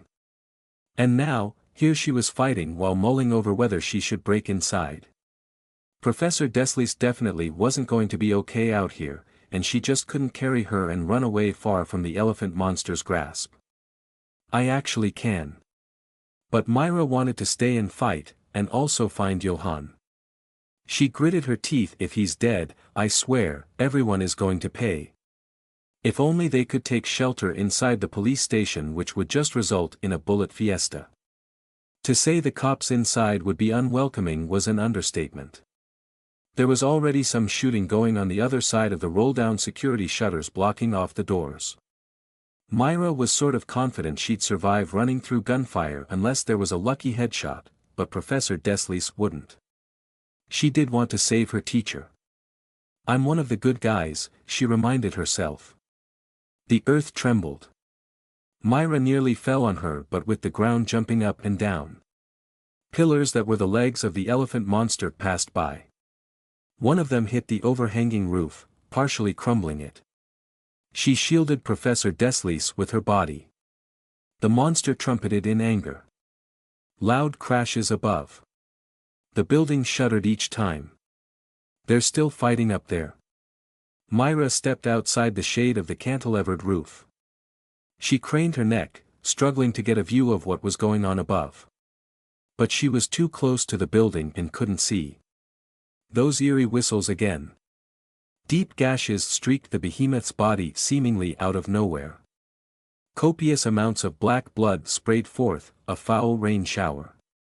Accompanying it was a heavy hail of chopped up pieces of flesh. That had to be Erend. Was she winning? Myra couldn't tell because the titanic monster was mutating non-stop, sickening growths of flesh and wiggling tendrils covered its wounds, its body beginning to look less like an elephant, deforming into a grotesque blob. The constant thrashing of the tentacles dislodged an outcropping of the second-floor wall. The huge piece of rubble fell straight down on Myra. She quickly moved aside, cursing, "Damn it. Can't watch in peace without getting turned into a pancake." Since the elephant monster was focused on Erend, its nasty appendages retreated. Myra vigorously shook her hand as if it would bring back her powers. She didn't know what that bastard Oren Cohen did, but he said it would wear off as if anyone could trust him. Come on," she said, stamping her foot in frustration. She took a deep breath and concentrated on producing bark. If only she could make an armor again, she could cover herself and Professor Deslice and barge in the building. She heard more crashes, wood breaking, glass shattering. The tendrils were trying to get in the building through the windows. Lots of screaming and shooting. This was the perfect opportunity to sneak in, the cops should be busy with the tentacles. She carried Professor Deslice to the nearest window. Tentacles were thrusting inside, having broken through the barricades. Stupid Rio would surely have a joke prepared for this situation. That thought somehow just made her more irritated, and she kicked the tentacles so hard their flesh tore. She climbed through the opening they made. "Iya," she exclaimed, nearly slipping when she landed. She fumbled to keep Professor Deslice steady. "Sorry, Professor." "And what is?" "Someone dead." The floor was slick from the blood pouring out the upper torso of a woman. Just the upper torso. The other body parts were flung to the ceiling and the walls.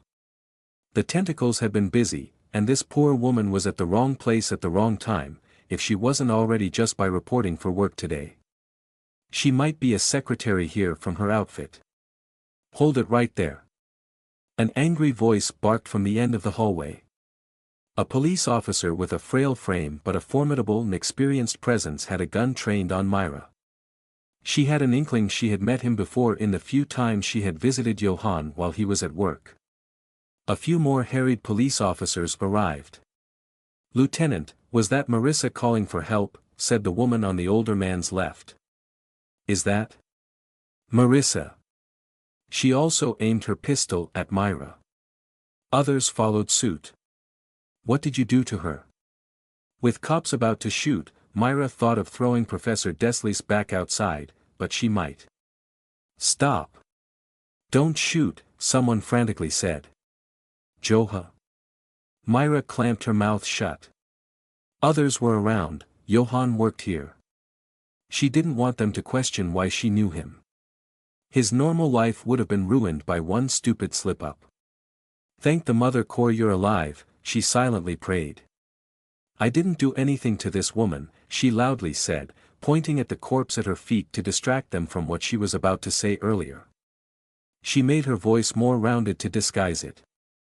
Fortunately, she wore a mask beneath her bark helmet so people still wouldn't recognize her after her power fizzled out. "And I'm just trying to save one of you. Who is that she's carrying? Shoot her. We have to. Don't act rashly." "But sir, she killed." "I didn't." Myra protested. "Liar. Sir, we shouldn't believe her. She's one of them for sure." "Lieutenant Tedderton, sir," Johann interjected. "The person on her shoulders, that's Professor Deslice." Murmurings among them. Myra turned over her teacher so they could see her face. She slowly walked away from the corpse on the floor and lowered the professor to a clean spot. "Dr. Cornelio's wife. I saw her earlier. It's really her. Let's shoot. We can't let that woman get away. She might be in a Dumbry." "No!" Johann yelled. The cops turned to him. He fumbled for an explanation. You might hit Professor Deslice." "Yes, that's it. You might hit her. But wasn't she controlled by that axe?" She could be under the influence of an Adumbri as well. Is she even still alive? The Adumbri is going to escape. Sir, give your orders. Everyone shut your traps, the older cop who seemed to be in charge growled. You. Myra jerked up. Leave the way you came if your business is done, evenly ordered the man. And thank you for bringing Kenneth's wife to us. Myra held up her hands to show she meant no harm and stepped away. Her eyes met Johann's. He subtly nodded. She dryly said, I'm going out now, back to those tentacles. Yeah, guys, it's great out there. Crash. Half a dozen tendrils smashed through a pile of office chairs that covered a window. They roped Myra's body. She tried to pull away, but they dragged her outside. Her head hit the window sill. Aya. Down on the ground. She bounced a couple of times on the pavement. Before she could forcefully free herself, she was going up. And then she got stuffed into a slimy opening. Hemmed in all sides. She got squished. Strong forces pushed her down. Sharp objects cut into her skin. Dozens and dozens of them pierced her flesh, scoring her like a slab of roasted pork. Tumbling and tumbling she went as if she was inside a washing machine. The elephant bastard swallowed me. She dropped down something wet. A puddle a couple of inches deep. It was total darkness. All she could hear were sounds of throbbing, beating, and grinding. And the smell, she breathed through her mouth because she couldn't take it. She was about to puke her lunch out, but the adrenaline rush made her focus on her current predicament. A very stupid one at that. What the hell was this liquid around her? Is this water? No. It was too thick. And hot. It got into her fresh wounds that were still healing. Her skin started to itch. It burned. Her whole body burned in pain. She furiously scratched herself. Melting threads of clothes stuck to her fingers. And her skin. It was falling off. The acid was getting to her bare muscles. I'm getting digested, she screamed in panic. A bunch of heavy things fell on her. More bodies. They were squirming. She lashed out at them. Her panic turned to anger. She punched and kicked everything she could reach. You're not eating me. The space was becoming smaller, the walls closing in, pressing against her. Rotting corpses of humans and monsters jostled her, she didn't know what else was in there with her. They were all packed tight like sardines in a can. All she knew was that her body was slowly broken by the stomach juices. The walls of flesh spasmed, and there was an ominous rumbling. The stomach muscles contracted, pushing her into another hole to mother core knows where. And she literally wasn't going down without a fight. She urgently tried to find something to grab on. Her agony was pushed to the back of her mind as desperation gripped her heart. She tried to claw her way out, tearing the walls. This is the perfect time for hysterical strength and her lessons with Aaron to apply, her brain told her, even if it wasn't the time to have such thoughts. She was going into shock. Focus. Focus or you'll die. Air. Air. Air. She gasped, trying to inhale as much as she could through her nose and mouth. Oxygen was running out. She had to make an opening soon. Digging through the stomach walls with her bare hands wasn't progressing fast enough. The stomach acid was vicious, burning the flesh off her fingers, the muscles needed to keep on digging deteriorating. Her healing couldn't keep up. She was getting weaker and weaker, the lack of oxygen affecting her. Her amazing regenerative abilities could do nothing in the face of asphyxiation. Once her brain shuts down, that was it. She survived her fight with the Adumbri, Bob, her hardest and most dangerous encounter to date, only to get eaten by an elephant monster. No. I'm not going to end up as elephant feces.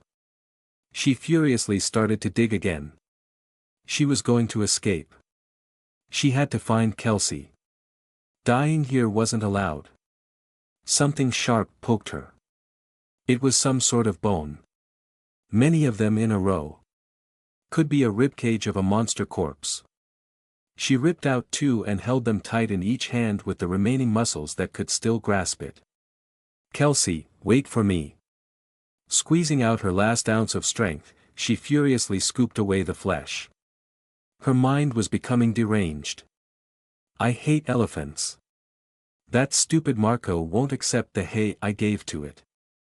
It only eats the food Kelsey gives. I really hate elephants. Dig. Dig." Incredible tremors. The elephant monster must be feeling the pain. She kept on digging. She didn't know anymore which way was up or down, or if this was the path to freedom. Just dig straight, she egged herself on. And then she couldn't breathe anything anymore. Her lungs begged for air. Needles were inside it. Her whole body pleaded for oxygen. Is this it? Light. Intense pain erupted on her shoulder. Her right arm felt weird, she couldn't move it. But all that mattered was there was light. And air. She stretched out her working left arm out the hole. Someone grabbed her hand and pulled her out. They both fell to the ground. Her savior started running while cradling her. She blinked trying to see who it was. Only one eye worked, the other blinded by the stomach juices. Her vision was hazy, but she could see a figure with an axe. "Myra." Aaron said. "Are you still alive?" "Yes. Just rest and heal, I'll find a place to hide you." Myra stirred, remembering this was the situation with her and Professor Deslice moments ago. She wanted to smile but her face hurt so bad. Aaron continued, "Sorry it took a while. I just couldn't cut its belly open because I might kill you inside." Myra tried to say thank you. What came out was a raspy croak, her throat was damaged by the acid. But Aaron understood. "Johann's the one you should thank," she replied. "He shouted at me that the mammoth ate you." "Thank you, Johann," Myra thought. In the end, he saved her instead of the other way around. "You." I shuddered as I ran with Mammoth Buddy after my ass. It was extremely awkward carrying Myra over my left shoulder because she was bigger and taller than me, and I had to hold her right arm dangling by a few sinews from her shoulder bones in a specific way. Collateral damage of yours truly when I gutted Mammoth Buddy so it wouldn't tear off before it could heal, while at the same time lugging the massive weapon on my other side. Like Myra, the axe's double-bladed head was wider than my torso, its length from one end of its pole to the tip of the blade longer than my body. But I was fine with it, no problemo, just slightly annoyed with the bulky luggage, my usual gripe at the airport. Weight wasn't a concern either, I could feel pulsing strength flowing through every fiber of my muscles even though I hadn't transformed. She was soaked in the nasty substance when I pulled her out. It continued to break her body down as her regeneration struggled to fight back in her weakened state, resulting in vomit-inducing gunk coating her and getting on my hands and arms. The stupid acid even burned the upper left part of my shirt. I could feel streaks of liquefied Myra running from my shoulder down to my chest. Really gross. Did I already say, you? Aaron, don't think that way of your friend. She's suffering, be considerate. And here we go, the annoying mind-reading antics of my new partner. He had introduced himself as Penamo or something like that. Weird name, I thought as I hopped from one flattened car to another, leading Mammoth Buddy away from the police station. I wasn't sure how that was spelled because it was the first time I had heard of a name like it. Penamu, he calmly repeated, and then spelled it. His cadence was like someone announcing flight schedules over the airport PA system, but I received the entire statement instantaneously in my head, very unlike someone actually talking to me. And I told you, it's not mind reading. Or so you say. Earlier, the moment my fingers wrapped around the handle of Penamu, insert a joke from Rio here, he was gracious enough to immediately warn me of the connection we'd have.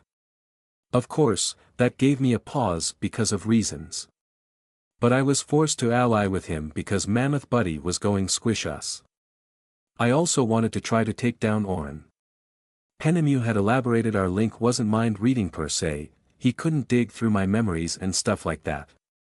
All he could hear was my inner voice, or the thoughts going through my mind, so he cautioned me to be careful of what I would think about.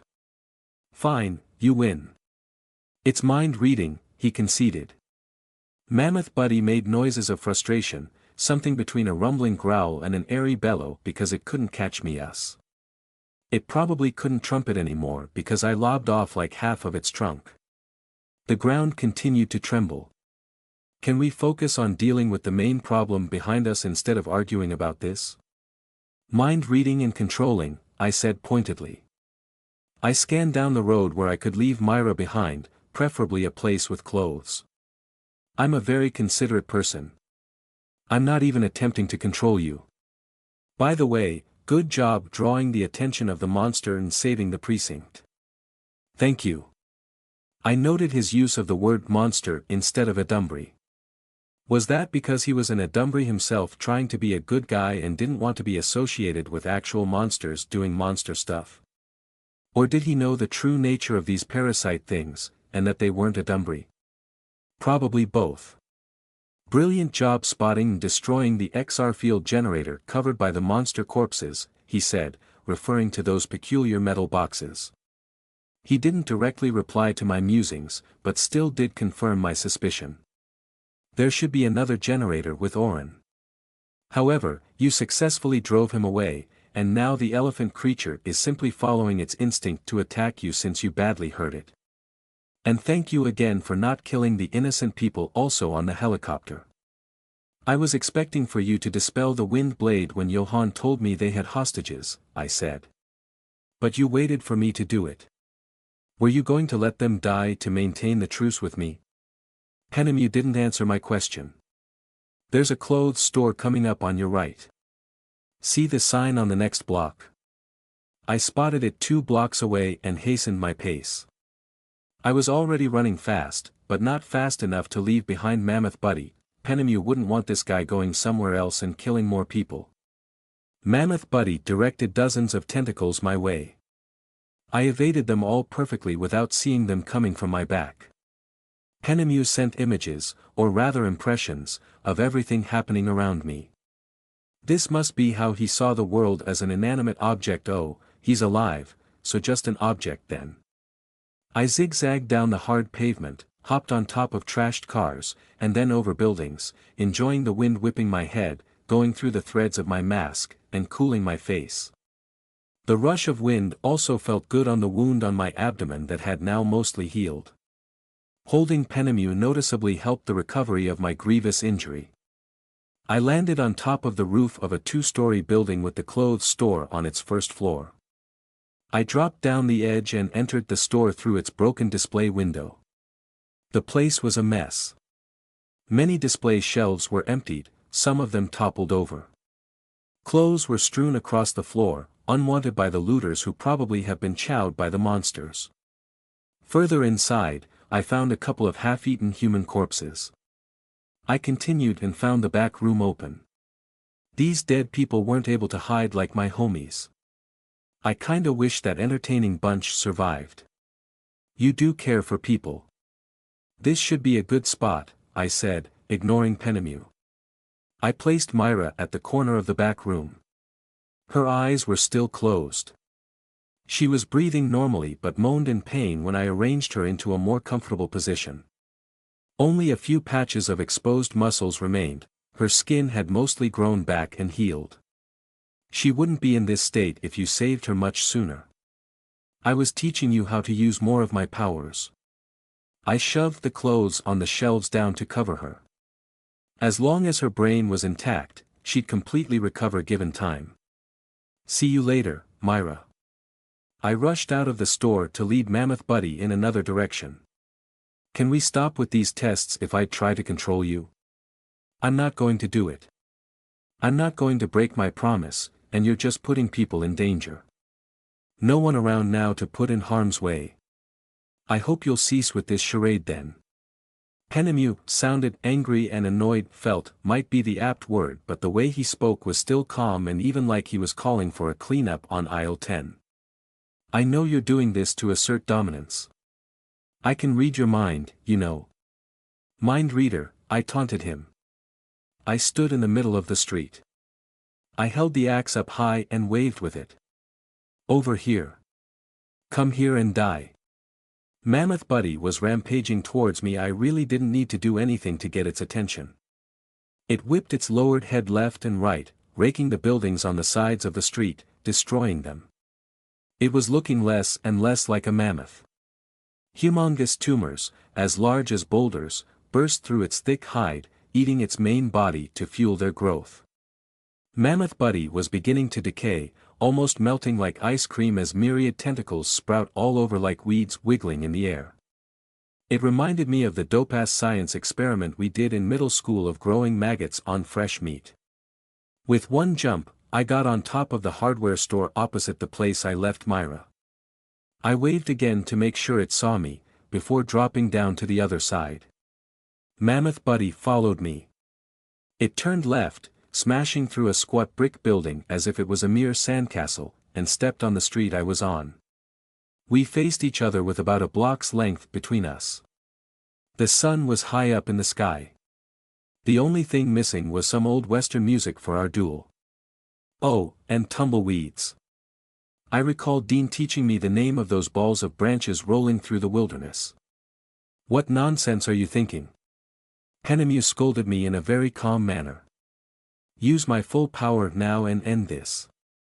We have to chase Orin. We don't have time to waste here. Not sure if you're going to believe this, but random things just go through my mind. Fine, you win. Have it your way. Don't worry, I said with a grin. I tightly gripped the long pole of the axe with both hands, propping the blade above me. We have the perfect dramatic moment here. I'm not going to waste this. Mammoth Buddy furiously stomped with its decaying legs. The stump of its trunk split down the middle, continuing both ways up to its forehead and down to its mouth. The flap stretched wide open, its whole face becoming a sideways mouth filled with hundreds of dagger-like teeth. The full power you mentioned. The axe burned like hot coals in my hands, not that I had ever held hot coals. I didn't let go. Almost. Glowing green tears streamed from the sides of its eyes, branching outwards through the whole surface of the blade into intricate patterns. The lines continued down the pole. I was about to let go of it but resolved not to. The weird liquid touched my hands. Oh my God. I was energized. Energized. It was like I drunk a gallon of energy drink plus coffee mixture. My heart pounded as if I was right next to a stack of concert speakers booming bass music. I don't even like concerts. Blood rushed to my head, to my hands, every part of my body. The tingling sensation became more intense, almost electrifying. My pale skin turned pink and then became darker and darker, going red as the veins were pushed to their limits. Mammoth Buddy began its charge, leaving chunks of flesh in its trail. I took a step forward. The ground cracked beneath my feet. Swirls of wind kicked up the dust and enveloped me. Power. I yelled inside my head because it was too embarrassing to yell it out loud. The feeling was so overwhelming that I forget that Penemu was there. Whoopsie. I even almost forgot who I was. I see you're enjoying yourself. It's been some time since I released this much. The gigantic mouth flesh blob tentacle monster, barely an elephant, came closer and closer. Are you going to yell out something when you attack? No time. Mammoth Buddy bent its head down, shoveling the pavement into its expansive mouth that could fit a house. The mouth covered me and clamped shut. And then everything went black. Just one jump. A teensy-weensy jump and a swing. Don't swing me. I blinked my eyes. Light. I was still holding the axe up, a fourth of a way mid-swing. It's over. What do you mean it's over? I relaxed, lowering Penemu. I turned to look around. Where did Mammoth Buddy go? My voice trailed away when I saw the aftermath of the battle behind me. 4 enormous legs remained standing. Just legs. The rest of Mammoth Buddy was turned into minced meat confetti that coated the street and buildings. It was as if a heavy snowstorm passed, which doesn't happen in California, and buried this area in snow made out of disgusting mutated flesh and black blood. Mists of the black blood were still drizzling down. Holy shit, did I do that? Ahem. I rolled my eyes. Did we do that? Penemu didn't need to answer because I already knew. But I still couldn't believe it. Oh my god, this is so awesome. But I don't know what happened. No one recorded this shit. A news chopper flew into view. It might be the same one I saw earlier. Very impressive, Errand. It's rare for someone to draw that much power out of me in such a short time. I hope those news people recorded it. Better if they are broadcasting live. We have to go to the hospital now. Huh? How are we going to do that? Like a car? I'm not sure if we can find. Most of the vehicles in this area had been destroyed by either monsters or humans. I guess we can run. This is what we're going to do. He transmitted his plan to my mind. That's insane, I said. I gazed up at the news chopper flying above, capturing footage of the not sure what I should call the shit that happened here. Is that going to war? Hang on, why are you even suggesting this? That's dangerous for those people. Was I becoming the good guy? It'll work. And I'm not putting them in danger. You are though. Fine, you win. It was funnily becoming his catchphrase. It's not my catchphrase. And we have no other choice. It's our best option to get as fast as possible to EFU Medical Center. You also have your allies there, correct? Yeah. Rio's call crossed my mind when we were discussing how to follow the orange helicopter going to the hospital. That was when we were fighting on the rooftop, which was how Penemu found out about them. He also picked up how I felt about Myra and the others. Oopsie. I know you don't exactly consider them your allies, but we should help them. Sure, I mumbled. Okay, I'm going to do this. It's your fault if those people die. I swung the axe upward, feeling the air flowing around me, coaxing a moderate gust. The wave of wind buffeted the news chopper. It wobbled in the air. I threw the axe up to it, giving it a twirl to coat it with a wind shell to control its angle. It was more like a very strong toss instead of hurling it at the helicopter. It reminded me of the ring toss game I played as a kid at the state fair we visited every year when Dad was still around. Only this was tossing an axe into a small helicopter. The winds tilted the chopper away from me. At the same time, the axe arched above it and dropped down its open door. Hopefully, it didn't destroy anything important inside or hurt the pilot. Penemu was aiming to mind control. My connection with Penemu gone, with him out of my hands. There's a dirty joke here somewhere. There was no more power controlling the winds and they dissipated. But the helicopter still wasn't steady. They were having a slight commotion inside. I allowed myself a deep sigh. What a chore controlling my thoughts when linked with Penemu. I couldn't recall doing something like this ever, using a face that shared traits with my inner personality. The moment I realized what was happening, that was the option left to me. Just like the defenders of a castle abandoning a breached outer wall and retreating to inner walls, I had to retreat to another layer of face. There was no point trying to build a different personality. Penemu would just notice it. I had to stop him at the inner wall of my castle, while not showing anything further inside. Just blank out any deeper thoughts while distracting him with the tests he thought I was doing. Really weird experience. The only other person, if she could be called that, who knew the different side of me was Spooky Errand. I disliked the feeling. Was it worth it for the cool fight sequence? Depends on the video I'd check out later. The small chopper started to descend. It had the XYTV logo on its side. I walked to the spot it was going to land. Once it touched the ground, two people clambered out: a hassled news reporter with a torn red dress and a cameraman. The reporter broke her heels as she ran, falling.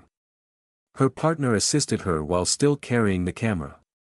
Both of them limped away from the helicopter, crouching down as the rotor blades blew wind outwards. Funnily enough, they were still trying to continue reporting the news as they escaped. Commendable work ethics. I hope she brings me some pastries from that event she attended. I would not continue if I were you. Will it hurt you to tell me why? Amber Dean Leska grumbled. She peered from under the bill of the baseball cap she wore low to hide her face, shooting an irritated glare at the ball of feathers floating over her shoulder. It'd be really helpful if you did. As expected, Gabe, the guardian angel, didn't answer her. It never did. It leisurely rotated in the air with its eyes tightly closed, unstirring and peaceful except for an occasional shifting of its blindingly white wings. Dean didn't turn back despite the warning. Instead, she focused on Gabe with her brows furrowed as she waded through the sea of yellow that was the rallying crowd of protectors of the city movement members. She tried to mentally will her guardian angel to give her more information. It was fruitless. The woman to her right, wearing a yellow shirt just like most others and carrying a placard with a crude fist symbol on it, jerked in surprise upon meeting her intense gaze. Before she reacted, Dean hadn't noticed her behind the floating guardian angel, which was disconcertingly both opaque and transparent at the same time. The woman gave her an offended huff and walked briskly to get ahead. I should have packed a yellow shirt. Dean bowed her head and pulled her cap's visor lower. I hope I'm not standing out too much. I would not continue if I were you. Gabe had been repeating that same message for the last couple of minutes, but she wasn't concerned. The guardian angel's tone wasn't pressing like at Eve Club when it warned them to stay away from the undercover bid agent. Dean settled with using the urgency in its voice as an indicator of the level of risk for not following its advice. Yes, it's just a piece of advice. Not an order. I'm not constrained to follow everything it said, she reminded herself. Paranoia was getting to her. She didn't want to be confined in a downward spiral of being constantly wary of the future. Ironic that knowing the future her powers weren't exactly foresight but, in some ways, even more powerful only made her fearful of everything. She grimaced in annoyance when the realization came that she was second-guessing herself more now than before she had this special ability from the artificial core. Really ironic. She also didn't want to be reliant on Gabe, constantly checking with it before doing anything. It was free to give her advice. She was free whether to follow it or not. And that's that. I would not continue if I were you. I already told you, I'm following this person, she hissed back at her feathery companion. The large man wearing a maroon beanie was about a dozen people ahead of her. So just back me up. Gabe was likely just giving her general advice to be safe. Her solo tracking mission was admittedly venturing into risky territory no matter how she tried to frame it, and her guardian angel obviously didn't want her to be in any danger at all. However, there were many levels of danger. Not following Gabe's instructions didn't automatically mean she was walking into a dead end. That was the term she came up with for a situation wherein her guardian angels could no longer save her. A dead end would occur when her impending doom was outside the range of her guardian angel's future sight. Meaning, no matter how Gabe juggled future possibilities, there was no way out for her, all choices leading to death. Like what if a nuclear bomb was going to be dropped on La Esperanza in a little over 10 minutes? Once Gabe glimpses the future of an incoming nuclear bomb, she wouldn't have enough time to escape the destruction, a dead end. I have a feeling Gabe can find a way to save me even in that hypothetical bomb scenario. She really should have more confidence defying its more cautionary bits of advice and trust it to save her from the direst situations. Here she was with a power that could pick out the best future. It was hilarious she became more cautious because of it. Dean shoved past a few people to get closer to her quarry. The man she followed wasn't doing anything particularly suspicious. He was just going with the PCM masses protesting down Marshall Avenue. He didn't seem to have noticed he was being followed. After Dean changed her clothes inside her car, she went off to find this man she suspected to have hurt Aaron yesterday night. It took her less than 5 minutes to spot a maroon beanie cap a head taller than the rest of the crowd. Gabe helped by giving an order no advice. Goes to show just how strong her power was, pulling information from futures that weren't supposed to happen. As she had guessed, the PCM rally turned right down Marshall Avenue and headed to EFU Medical Center, the hospital where the patients related to the recent Adumbrey attacks were confined. Though not her main goal, Dean was curious why they were going there and was half decided to find out. The PCM leader, Oren Cohen, did give an ultimatum to the previous mayor that his ballooning organization was going to storm the hospital if the Adumbrey-related patients weren't relocated. However, the deadline for that demand should be the next day, if she wasn't mistaken. There was a new mayor too. That was the reason they were protesting in front of City Hall earlier, wasn't it? To force him to give in to their demands that the previous mayor didn't? Why did they leave City Hall and head to the hospital? There's something big going on here. She passed by buses and vans unloading more and more people, some wearing PCM paraphernalia, most not.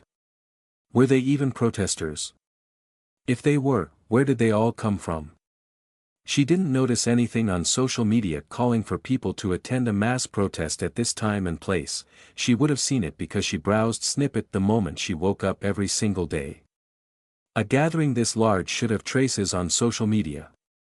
Actually, it should be front and center and shared everywhere online if their purpose was to call attention to their cause and persuade people to join them. But there wasn't even a pip about this.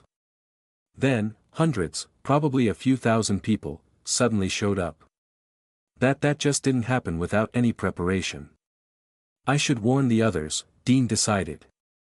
But who? Not Aaron, obviously. She took out her phone and texted Dario he was their leader, he should know what to do, and maybe he already had intel on what was happening. She kept her phone steady while the crowd jostled her. Her fingers stopped tapping the screen. What am I warning him about exactly? There was something wrong here, but she couldn't pinpoint what it was. If their group came here because she called for help, what were they going to do? While pondering this, she spotted a hint of maroon move away from the corner of her eye. Dean's eyes grew wide, surprised with herself that she cursed in her head.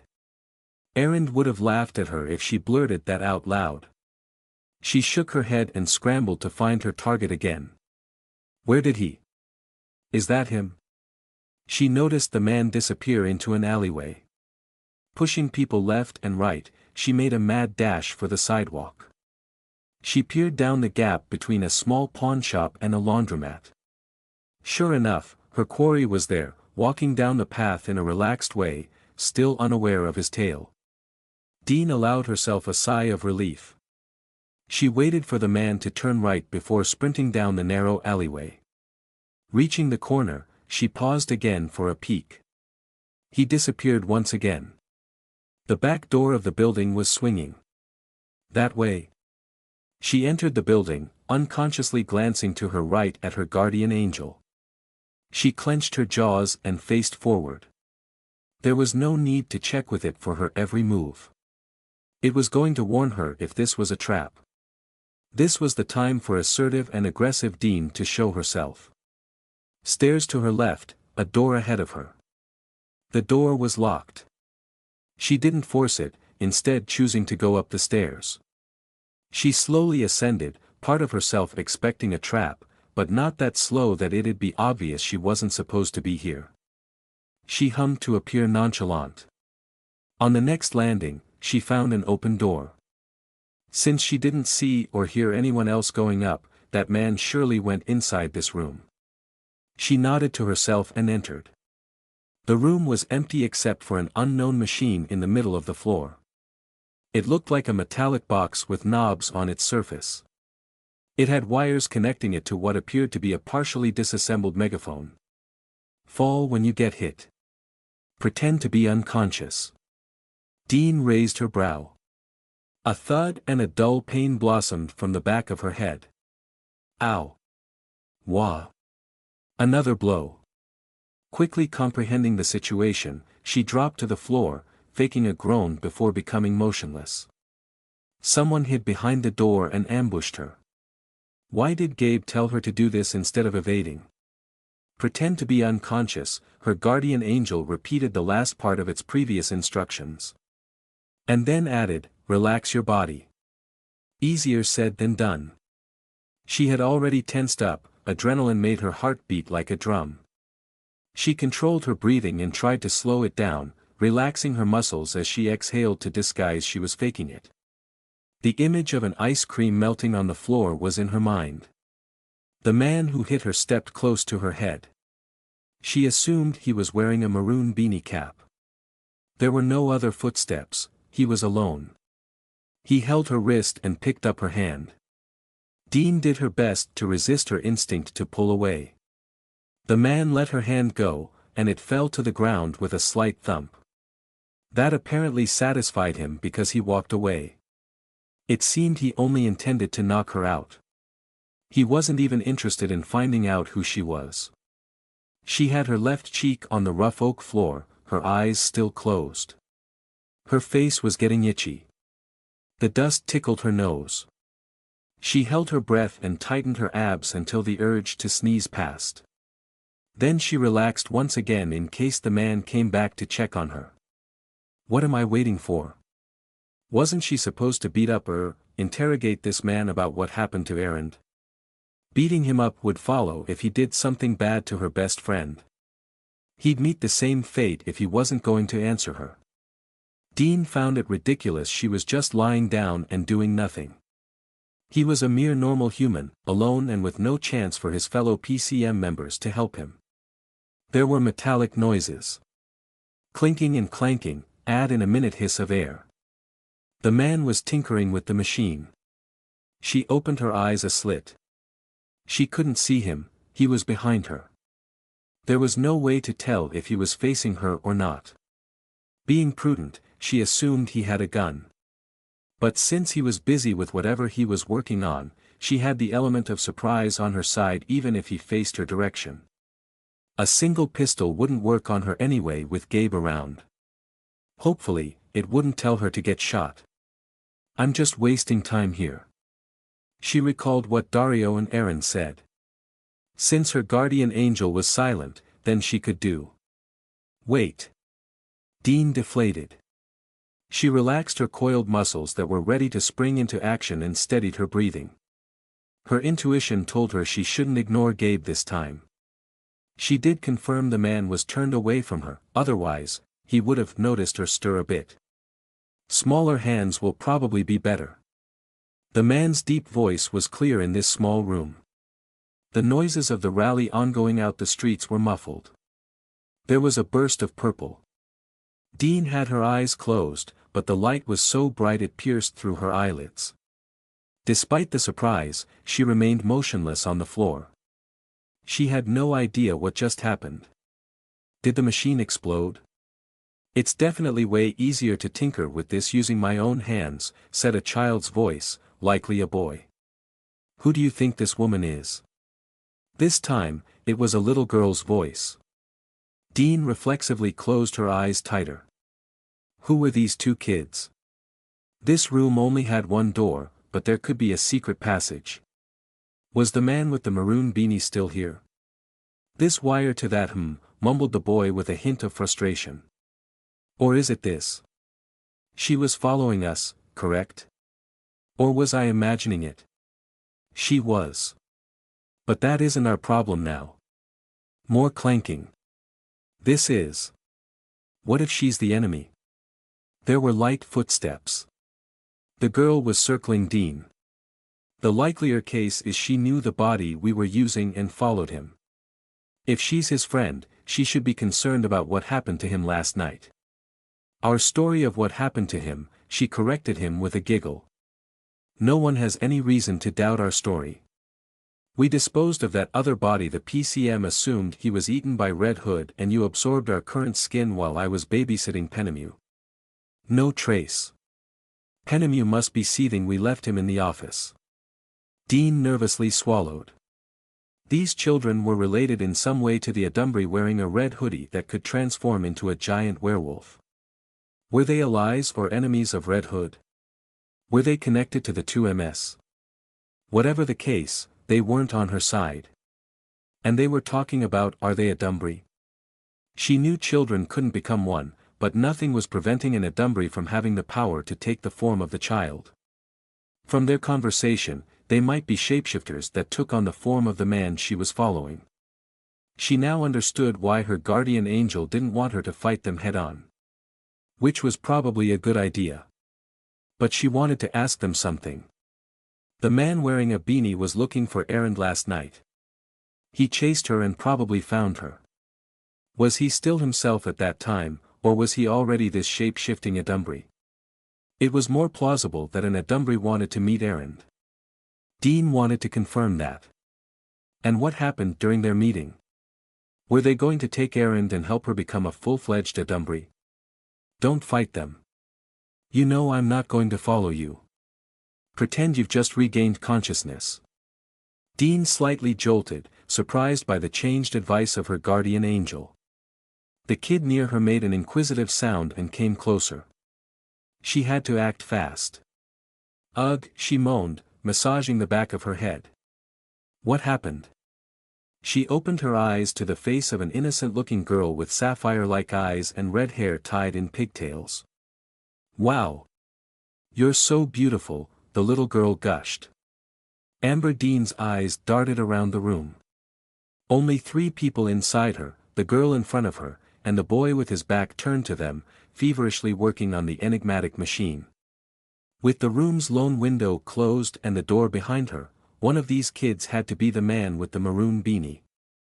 They probably also had a stealth ability because she didn't see anyone else enter, but 2 of them were here. Dario and the others hadn't mentioned having fought shape-shifting Adumbri, but Dean assumed these 2 worked for the 2MS. That was the most logical explanation. If she was wrong, they were still Adumbri and certainly up to no good. She had to stop whatever they planned to do. Though.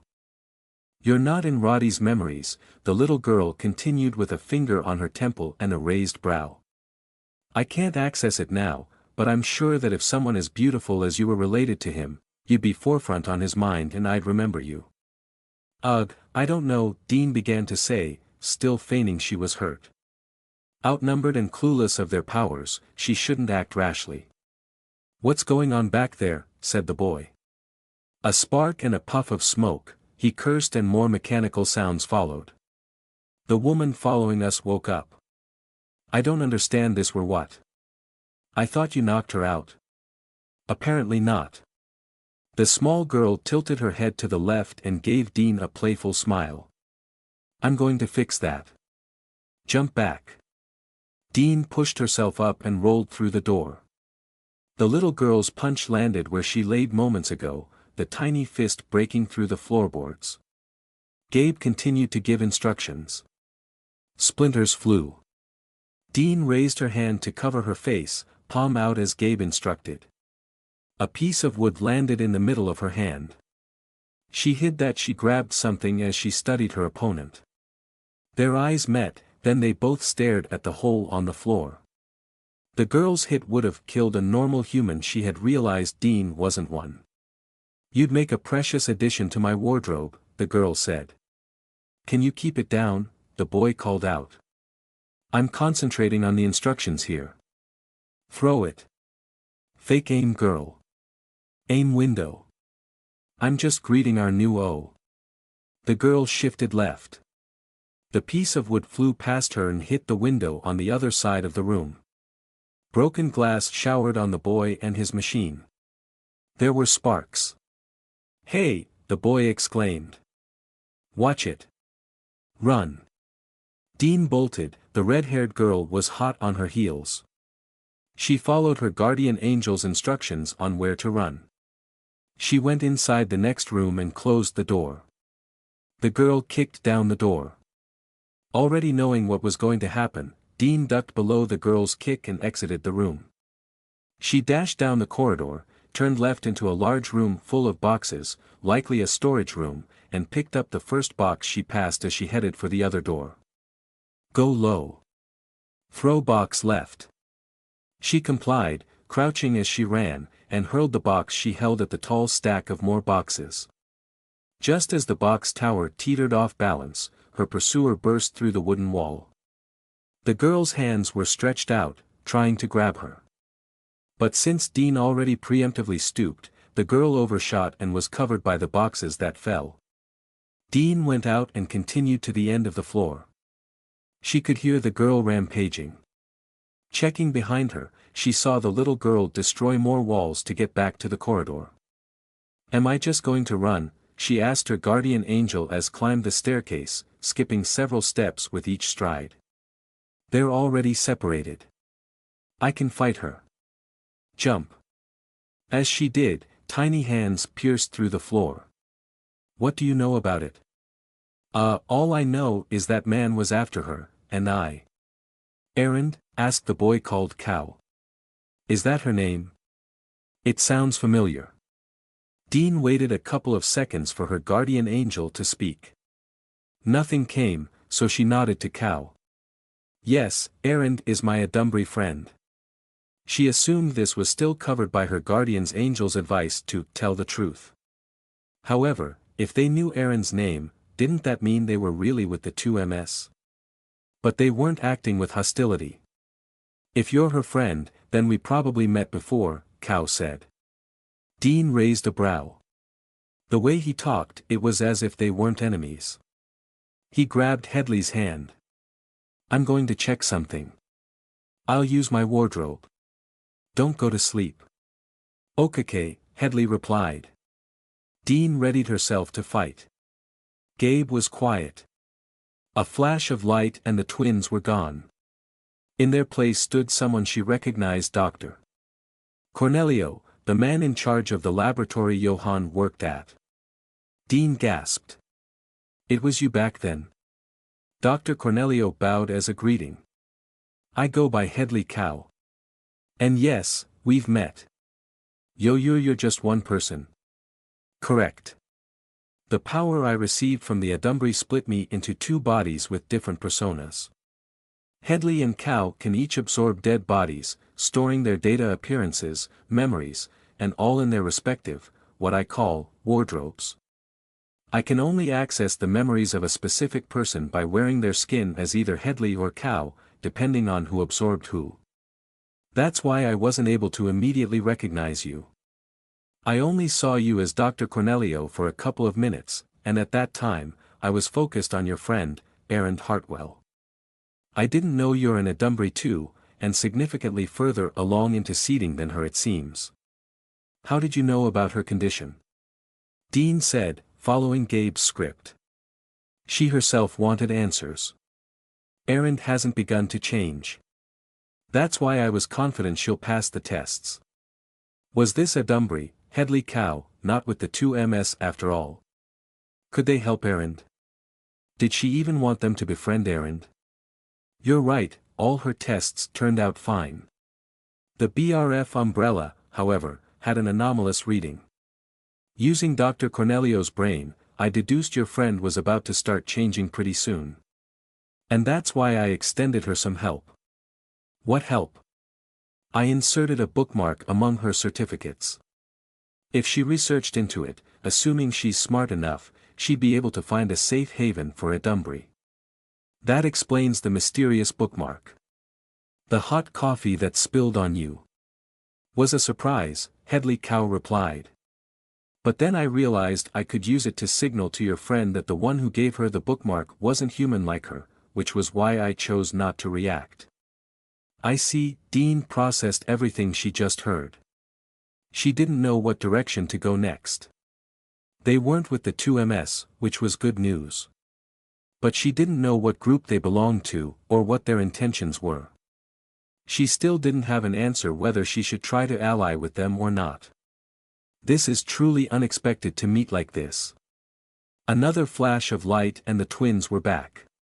Are we taking her with us? Headley said. And her friend too? Excuse me? Dean said in alarm. It's for your own safety, Cow said. Your friend lived in the condominium building that was attacked by a Dumbry, right? Yes.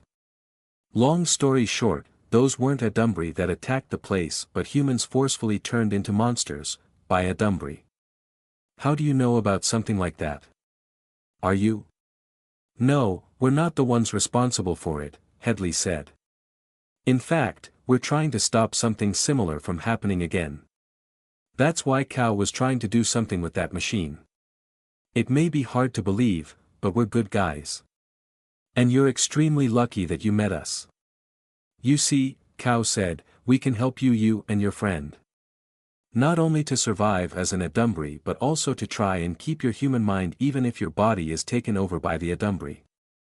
The two of you are the perfect candidates for us to help because your seeding is in the initial stages. I don't understand, Dean said, unsure of what path her guardian angel led her into. These two seem to be misunderstanding something, but then again, she did lie to them.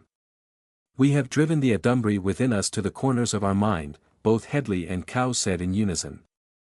Fully controlling our bodies and powers, exercising our free will as we see fit. We may no longer be human, but my original human mind is still intact.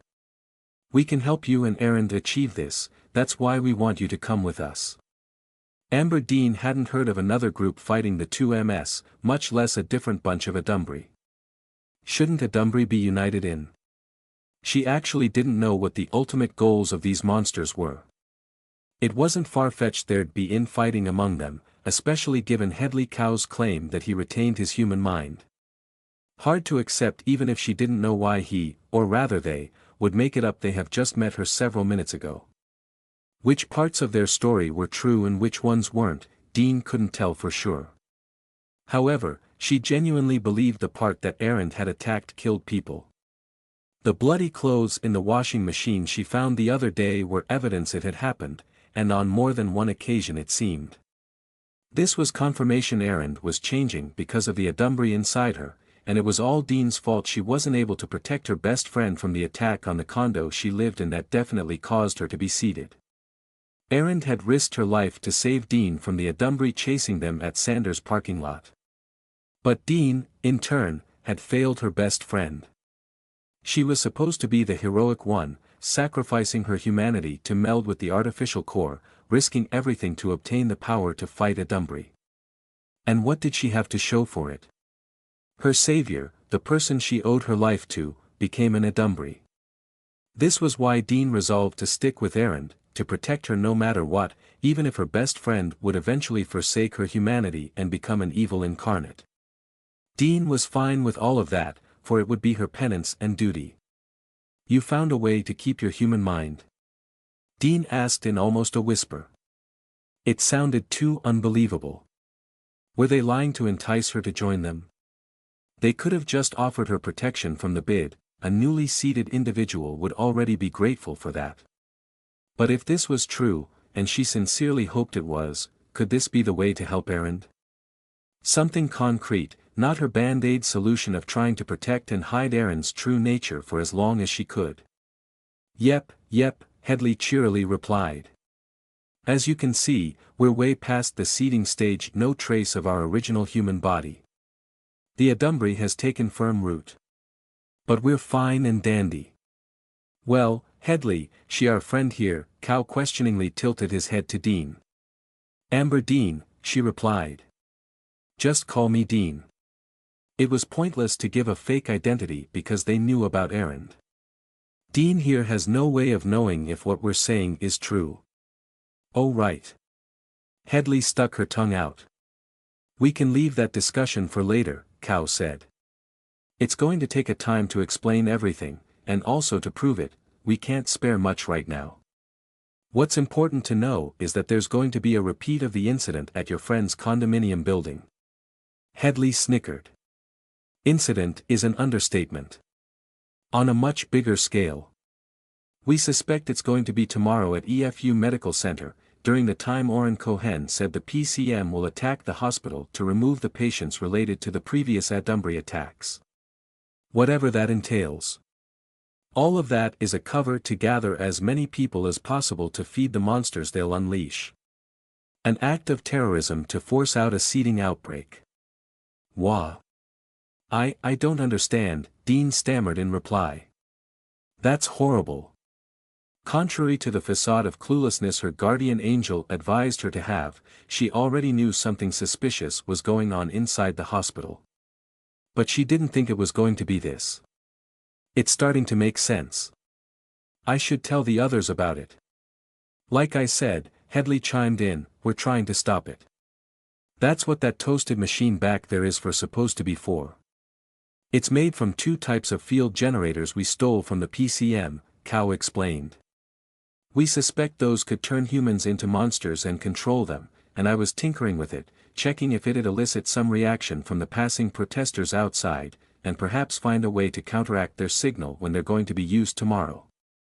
This should be Euphonia's job, murmured Headley as she folded her arms with a huff, probably referring to another Adumbri. Since these are out of commission, Cow said, we have to find replacements. And soon. He took out a bulky gadget from the front pouch of his sweatshirt. It appeared similar to a satellite phone with a sausage-looking antenna and a greenish blinking screen. Although, I'm not sure if we'll be able to find any unless somebody turns one on and we can trace the signal it emits. It's really lucky, Headley said to Dean, for you and for us, that we met each other. More for you, because you did accidentally destroy the generators we were working on, and that's a bummer for us. But I'm sure you can make up for it by assisting us in our mission. It's only me, Cow, and Penemu in this city, a real struggle on manpower. I am not sure what to do, Dean cautiously replied. Were they guilting her into helping? How long was she going to stick with them? She could glean more information, but she'd also increase the risk of getting found out.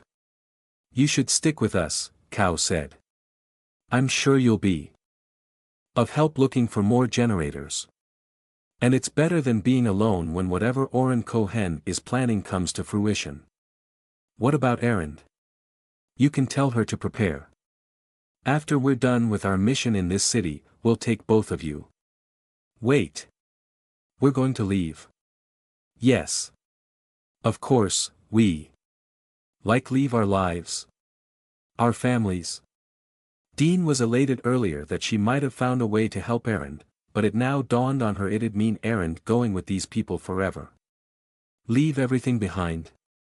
You're seriously not saying you'll stay with your families? Headley said. You might be thinking you could go back to your normal life if you succeed in pushing the Adumbri in your head to dormancy, but we are Adumbri, there's no normal life for us anymore. There is also the service you'll render for the help we'll extend, Cow said in a foreboding tone. Cow, you're making it sound like we're an evil organization taking advantage of people, Headley said with a chuckle. Don't worry, Dean. I told you we're the actual good guys. We're going to fight Adumbri inside of us and those around.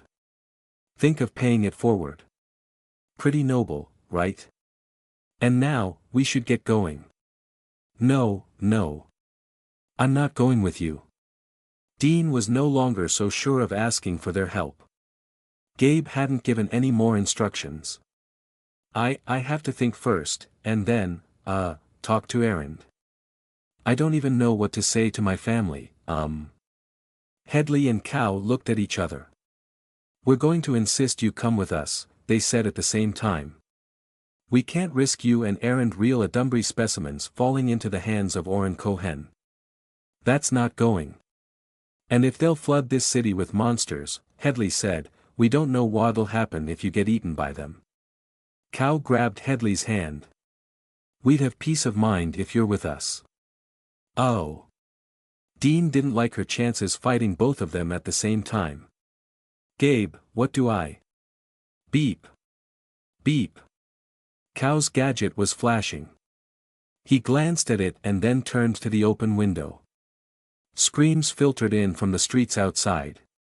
There was something that could be gunfire and a couple of muffled explosions. They're doing it now. Seems like it, yeah. Hedley tooted as she scrolled through her phone. Posts about Adumbry all over Snippet. Cal went over to the smoldering machine and kicked it as if that'd fix it. It sputtered a cloud of rancid black smoke before a small explosion scattered its pieces all over the floor. We can't even try to if only Euphonia was here. Monsters attacks in this area, said Hedley, and oh. Oren is at the precinct we left Penemu at. It's on the news a while ago. Cal rummaged through his pockets. Did I leave it behind? Here it is. He took out a phone. I'm going to message everyone in Cornelio's contact list. Maybe we can get one of them to Penemu. He'd want to save as many people as he could over there. You did tell those SVS people to surrender themselves at that precinct for safety. Funny how that went. What's happening? Dean asked. Are the monsters? Yes, Oren Cohen apparently moved the schedule of their attack, Cal replied. His brows furrowed. We'll be forced to fight. He pointed at her. Dean, you contact Erend. The two of you should hide. You can stay in this building until we come back for you. She's not going to stay put here, Hedley drawled, giving Dean a wink. We have too much on our plates right now, Cal said with a sigh. Their clasped hands glowed purple. Your sloth or my veneer? Veneer is going to light up bid sensors. Hedley shook her head and sighed. But it's not like this is the time for subtlety. Let's get this over and done. Veneer it is. A flash of purple light, and once again, the two children were gone. Dean involuntarily took a step back. Its red-hot coal eyes fixed on Dean. She gulped, a bit nervous and intimidated. Then she put on a brave face. Gabe would tell her if she was in danger. Stay hiding here or go, just don't get in our way, said Veneer, or rather, Hedley Cow. It had a silvery voice that seemed to come from everywhere and made Dean's heart pound faster. Use the time, decide if you and Erend will come with us, we'll offer our help only once, then you're on your own. Hedley Cow's vast wings covered its body and it suddenly dissolved into a black puddle on the floor. The puddle zipped to the wall, up to the window, and disappeared outside. Dean exhaled, her whole body slumping down. She didn't realize her hands were shaking uncontrollably, and the hairs on her arms standing straight up. Oh my gosh. I don't know what's happening anymore. She stared at the floor for a few seconds. More screams from out the street snapping her out of her stupor. Phone. She fumbled, checking her pockets. She needed to contact just anyone. And also check up on Erend. She had dozens of missed calls and unread messages, most of them from her sister. They started as furious messages, asking her where she went. Dean grimaced reading them. She had anxiety dealing with her when she got angry. Then the messages turned into concern, telling her about the attacking monsters. The bid is protecting us, Dean read. The LEPD headquarters was near City Hall, and there was a temporary bid base there. Her sister should be safe. She hastily replied with an apology for suddenly leaving, along with an explanation that she had to go home to attend a makeup class online that she had forgotten about. I'm safe at home, she texted her sister. There are no Adumbry here. May the Mother Corps keep you safe. Keep in touch. The other messages were from her friends and schoolmates, blasting group messages, sharing about the Adumbry seeding outbreak. She knew it wasn't what was happening, but it might as well be. There were no messages from Erend or Myra, only from Rio and Everett. They were a block away from the hospital, asking for help. Dean tried calling Erend, but she couldn't connect. Next, she tried Myra's number. Same result. Dario's phone was ringing, but he wasn't picking up. Did something bad happen to them? Were they near an area with monsters? Maybe Rio and Everett knew about something. She decided to find those two since she was near them. Help, yelled a woman inside a car. She had crashed into a metal fence, the front of the car crumpled, likely pinning her legs inside. A monster with a clump of tentacles for a head tried to pull her out. Dean jumped on top of the car, right behind the tentacle monster. It whipped its tendrils at her. She caught them. "Oh no, you don't."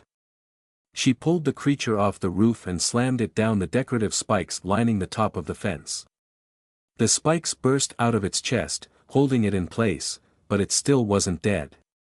Tentacles grew all over its body, wrapping around the fence and the car. These weren't a Dumbry, that was what Headley Cow said, but humans turned into monsters. As she fought them, she did notice they weren't regenerating. But she had no idea how to kill them. They were very resilient, continuing to move even if she had ripped off their heads and limbs. Before the tentacle monster could free itself from the fence, Dean jumped down the car. She yanked off its door, then punched away the pieces of metal that had bent inwards because of the crash. The woman yelled in pain. Dean wanted to assure her, but she didn't want anyone to hear her voice. She had pulled up her hoodie and made sure to hide her blonde hair. She also fashioned a mask from torn strips of her hoodie to cover the lower half of her face. Thankfully the woman passed out, so Dean was able to focus on freeing her. She carried the woman out of the car and ran down the street. "Gabe, find me a safe place for her." "Next block, red building, 3rd floor balcony." "Thanks, I see it." She was glad her guardian angel was becoming more responsive. Following its instructions, she effortlessly climbed to the small balcony in front of an open window. The room appeared to be empty, but she could hear someone trying to muffle their crying. The cabinet was shaking. Dean gently placed the injured woman on the floor. Raising her hands to show she meant no harm, she slowly backed out of the balcony and jumped down to the streets. She tried to save as many people as she could on her way to meet up with Rio and Everett. Unfortunately, most humans she passed were dead. She felt pangs of guilt in her heart. This was the work of the 2MS, but somehow some way she had a hand in their deaths. The machine Headley Cow was working on, she destroyed it. Not accidentally. It was her guardian angel's contingency plan to distract Headley Cow from forcibly taking her. If it wasn't destroyed, could it have stopped the carnage going on around her? Headley Cow seemed to think it could. "Gabe, is this my fault?" There wasn't a pip from her guardian angel. "So, now you're not answering me. Stop going forward." Dean halted in her tracks. The pavement was slightly quaking. A giant creature that was a pile of rotting corpses squeezed through the narrow alleyway between two buildings a few yards ahead. A step of its squat, yet humongous legs shook the ground. It had a lopsided grin on its face as it chewed a dead body, mangled legs dangling from its lips. Before she could hold her breath, the terrible smell of this abomination hit her nose. She pulled down her mask and puked on the street. Wiping her mouth, she looked around for another way. Rio and Everett were somewhere up ahead. "Where do I?"